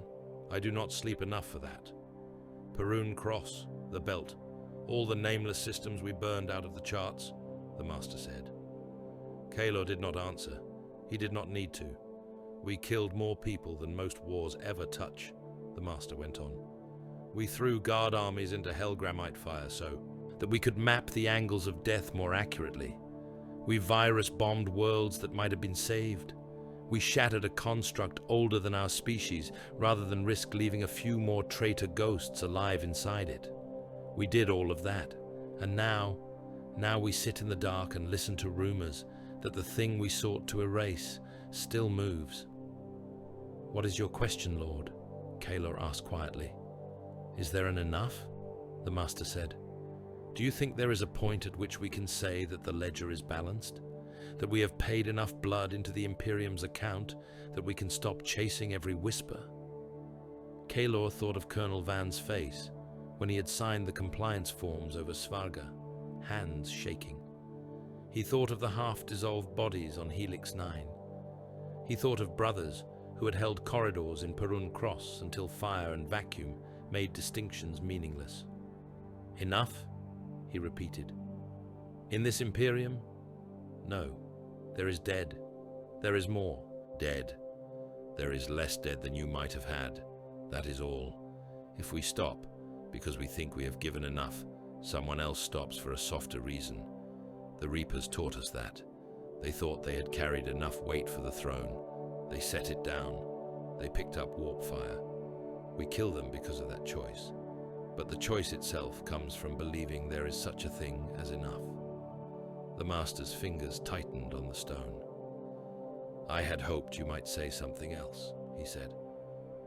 You did not build me for hope, Kalo replied. Down on the Lex Imperialis, far from the monastery's cloisters, Jorek Van led his men into silence. The battle barge had become a kind of home to him, though he tried not to think of any place that way. His quarters were functional, unadorned, the bare metal walls broken only by a single strip of parchment, bearing the names of the regiments he had commanded over the years. Many were crossed out. Half his body was machine now, an augmetic arm that hissed and clanked when he made a fist, fiber bundles replacing muscle in his legs, one side of his skull reinforced with metal plates, a crude cogitator socket buried under scar tissue. The Medicae had offered cleaner work, but the campaign's pace had not allowed for artistry. He bore the ugly weld lines and rough joins like additional medals. His remaining eye was old, hard, tired in a way no amount of machine could erase. He stood before what was left of his regiments in one of the Lex's cavernous troop bays. The men were lined up in blocks, uniforms threadbare, armor mismatched. Some wore fresh augmetics. Some had bandages where limbs would never regrow. They were all older than they should have been, even the young ones. Men of Svarga, he said. Men of Helix. Men of all the worlds whose names we do not say anymore because there is nothing left of them but dust in the rifts. His voice carried easily in the still air. The only other sound was the hum of the ship. We have seen things no mortal should see, he said. We have walked through cities turned to glass. We have watched skies burn. We have marched into lines of fire that wiped us out so that others could read the pattern of our deaths like script on a page. He looked up, as if he could see through the plating to the crimson Astartes sigil on the hull. We have fought alongside the Red Templars, he said. We have watched them make decisions that no sane man would make. They have used us as bait. They have burned away our comrades and called it necessary. They have never once apologized. Somewhere toward the back of the ranks, someone made a low sound that might have been agreement or anger. They are not our friends, Van said. They are not our saviors. They are not heroes in any story worth telling to children. They are what the Imperium sends when it has decided that a world is worth less than the sin it harbors. He let that settle. Then he drew a breath. We swear now, he said, not to speak of what we saw in the rifts, not in barrack tales, not in letters, not on deathbeds. We will not grant the Night Reapers the dignity of surviving in stories. We will not grant the Red Templars the mercy of having their methods explained to those who still cling to softer illusions. He raised his augmetic hand. The servos whined softly. We will be silent, he said. We will fight where they send us. We will follow those red-armored bastards because the only thing worse than standing beside them is standing in front of them. We will live as long as we can under their shadow and hope we never end up on the other side of their bolters. The men raised their own hands, some flesh, some metal. The vow rolled through them like a cold wind. On a frontier world at the edge of a dull, under-mapped sector, the shadow of that reputation arrived ahead of the ships. The planet had a name, but it did not. Matter. Its sky was a dusty blue, its continents a patchwork of agri plains and low hive clusters. It had known war only in the distant, sanitized way that imperial broadcasts carried news of crusades and Xeno's purges. It tithed its grain and its young and its faith and was largely ignored. Until someone painted a crescent and falling stars in blood on the wall of a shrine. Until a patrol went missing near an old orbital crash site. Until Vox intercepts, picked up by an administratum listening station, caught snatches of a cant in which the words Reaper and Fire and Freedom kept recurring. The Ordo forwarded the report. The report reached the fortress monastery. When the Red Templars' strike cruiser dropped into high orbit, the planetary governor surrendered before a single shot was fired. He stood on the landing pad as the Thunderhawk settled, its engines blasting dust and loose debris into spinning clouds. His robes whipped around him. His bodyguards sweated and tried not to. Looked like they wanted to run. The ramp slammed down. A squad of Astartes strode out, red armor gleaming in the harsh sun, their presence like a pressure front. At their head walked a captain, whose helm bore a familiar scar down one side, the paint scraped away in a long pale line. The governor walked forward 3 careful paces. Then he fell to his knees. "Lord," he said, voice shaking, "I yield planetary command to you. All forces, all assets, everything at my disposal is yours. I acknowledge that I have failed to keep my world pure. I beg that you leave something, anything." Kalor looked down at him. The man's forehead pressed against the ash-dusted rock. His hands trembled. "How many shrines have seen that sigil?" Kalor asked. "Few, Lord," the governor babbled. "Only a handful. We moved quickly. We have arrested those we suspect, but they do not talk. Some vanished into the wastes. We can still root them out. We can still—" "You cannot," Kalor said. "If you could have, the sigil would never have been painted. You have already failed. What you can do now is stand aside while we decide how much of this world needs to die to make it worth keeping the rest." The governor made a sound that might have been a sob. "We have reports," a local defense commander said, gathering enough courage to speak, "of a war band sighted on the northern continent. Dark armor, strange engines, symbols, similar to those in your records. We can give you coordinates." Kalor's gaze shifted. Beneath the helm, his eyes were as cold as ever. "Then the northern continent becomes our demonstration," he said. Virus bombs fell again. Under the cover of night, life-bane warheads streaked through the atmosphere, their descent paths plotted to form an overlapping mesh across the northern landmass. They burst close to the ground, releasing clouds of shimmering motes that rolled out like fog. The continent slept. Farmers in their habs, dreaming of harvest yields. Hive workers in stack bunks, ears stuffed with rags against the noise. Priests in their small chapels, whispering their last prayers before rest. Renegades in their hidden camps, cleaning weapons and muttering seditious litanies. The virus found them all. On the outskirts of a hive cluster, a boy woke coughing. His lungs felt full of liquid. He staggered to his feet, hands at his throat, trying to suck in air that would not stay inside. His skin itched madly. He scratched, and his nails dragged furrows through flesh that sloughed away in ribbons. He opened his mouth to scream, and his tongue slid out in a grey, rotting strip. In a manufactorum hab, a foreman rolled out of his bunk as his body went from solid to sludge in the time it took his brain to register panic. His legs refused to hold him. Bones turned to mush inside his skin, which sagged and tore. He collapsed in a heap, his last breath bubbling through the liquid mess of his chest. In a chapel, a priest clutched at his relics as his eyes popped wetly, viscous fluid running down his cheeks. His fingers fell from his hands like overripe fruit as tendons and ligaments dissolved. He tried to shout an invocation, but his jaw detached at the hinge and flopped uselessly. The virus did not care who had whispered Reaper prayers. and who had never heard the name. It worked blindly, exquisitely, turning the living population of an entire continent into pools of stinking sludge.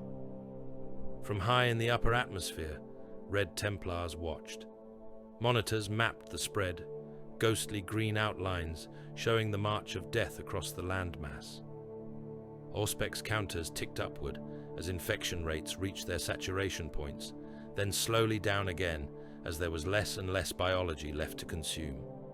On the Thunderhawk's forward hololith, the northern continent shifted color. Life signs winked out in clumps and then in waves. Hives went dark. Agri-complexes ceased transmission. Waterways turned black. Clouds spread within projected parameters, a serf intoned, staring at his slate. His voice was thin, strained. Containment holding along the equatorial barrier. Southern continents remain mostly unaffected. Upper atmosphere winds as predicted. Mostly, Kalo said. The serf swallowed.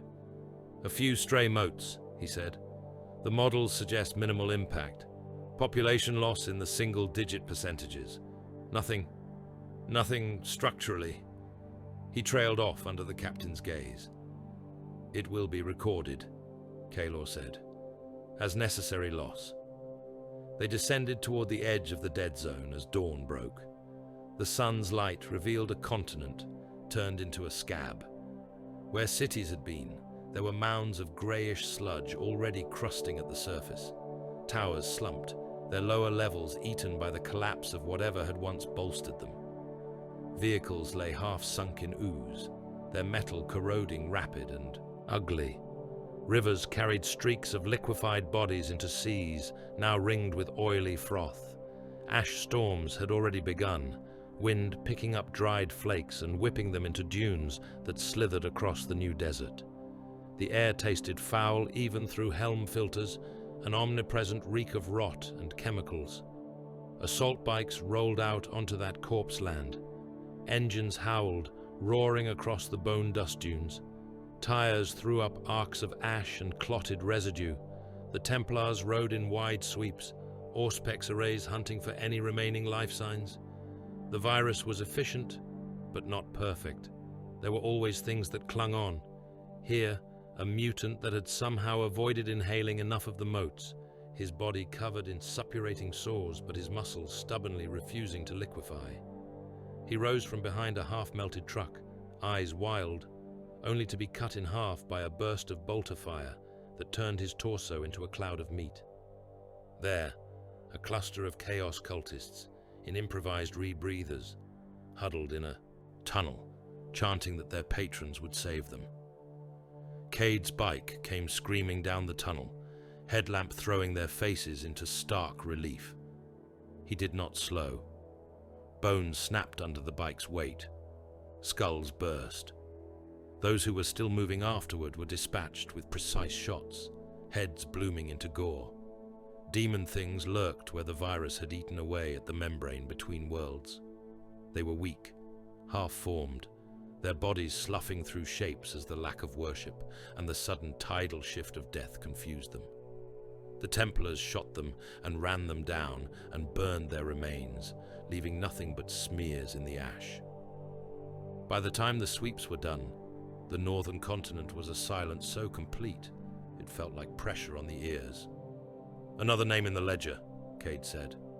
"Another warning," Kalor replied. If a warband truly was here, if any of them still saw the Reapers as something to emulate, they will remember this when they try to paint that sigil again. In the neighboring sectors, stories grew around actions like that. They passed from ship to ship, from barrack to mess hall. Men who had never fought under the Templars, who had never seen the rifts, spoke of crimson giants on roaring machines who came not to liberate but to sterilize. They told how the Red Templars accepted no surrender once taint was suspected, how they virus-bombed hives rather than risk a single renegade slipping away in the crowd, how they shot down escape shuttles full of refugees because there might be one cultist among them. Some embellished. As tales do, they collected additions. But the core remained true enough. Even loyal Imperial commanders, officers who had never taken a back step in the face of Xenos or heretic, found themselves silently hoping that when their sector called for aid, the answering Thunderhawk would bear any other color than red. On the command decks where orders were cut and fleets assigned, the sigil of the Red Templars took on a second meaning. Not just hunters, not just hounds, but harrowers. The last resort when the Imperium had decided that it would rather have a dead world than a stained one. In the Caligula Nebula, that last resort came again. Kaelor stood in the strategium of a smaller strike cruiser now, a lean, stripped-down vessel whose name was not widely known beyond the chapter. The Lex Imperialis remained in the rifts, its bulk anchoring the Eternal Watch. This ship was a spear, not a bastion. Around him, officers and serfs manned their stations. The nebula rolled on the hololiths as a slow, luminous storm. Within it lurked the echoes that had pulled them here. He opened the Vox to his assembled forces. The image of the assembly deck sprang up before him, captured by internal Picts. Rows of assault bikes in tight formation, their riders helmed and ready, engines idling in a low growl that vibrated through the deck. Veterans in tactical dreadnought armor stood like statues along the flanks, their bulk a visible promise of force. Devastator squads and support elements filled the spaces between. Kaelor's voice carried through the Voxnet, flattened and hardened by the grill. "Hounds of Dorn," he said. "You know why we are here." He did not waste words on history. They all bore the campaign badges. They all knew the tally of dead that had led to this place. "There are those in this nebula who think that the harrowing was a wound that has scabbed over," he went on, "that they can scratch at it from the inside and not wake us, that the sigil of the Night Reapers can be worn again as something more than a death mark." He let contempt color his tone. "They are wrong," he said. "They will learn that the hounds do not forget a scent. They will learn that the leash is longer than they thought. They will learn that mercy is a word we use only when we are translating softer languages into Gothic." He looked down at the deck, feeling the familiar thrum of the engines in his bones, remembering other decks, other hunts. "We are the Hounds of Dorn," he said. "We run until the galaxy is quiet." 100 engines answered, their roar rising as the bikers revved them in unison. The veterans' fists slammed against their breastplates, a thunder of impact. Oaths flooded the Vox, fragments of personal vows and chapter catechisms. "Until the galaxy is quiet," they repeated. Later, in the cold dark between stars, the hunt came back to where it had begun so many times before. A corridor, a bike, a fleeing shape. The void hulk hung in the eternal twilight of the nebula. Its exterior was a ragged amalgam of ruined ships and rock, fused together by slow collisions and the sediment of centuries. Mists coiled around it, threads of glowing gas that lit its angles in sickly colors. Inside, the air was thin and stale.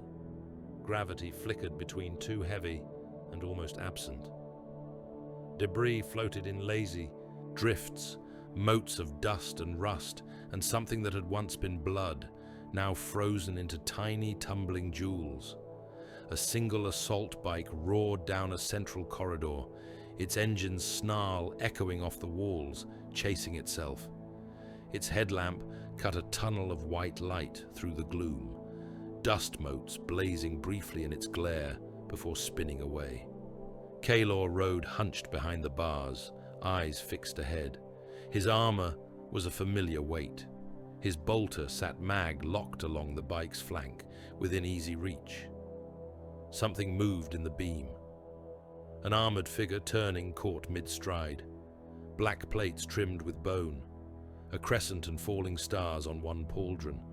Scorched and scraped, but still legible. The helm twisted toward the oncoming light, its Vox grill crackling with a burst of static that might have been a curse, a prayer, a scream. Kaelor felt the old cold anger rise. Not hot fury, that had burned away decades ago. This was something denser, more enduring. He reached down, unclipped the bolter, brought it up one-handed. The bike did not slow. "For every world," he said quietly, the words lost under the engine's howl.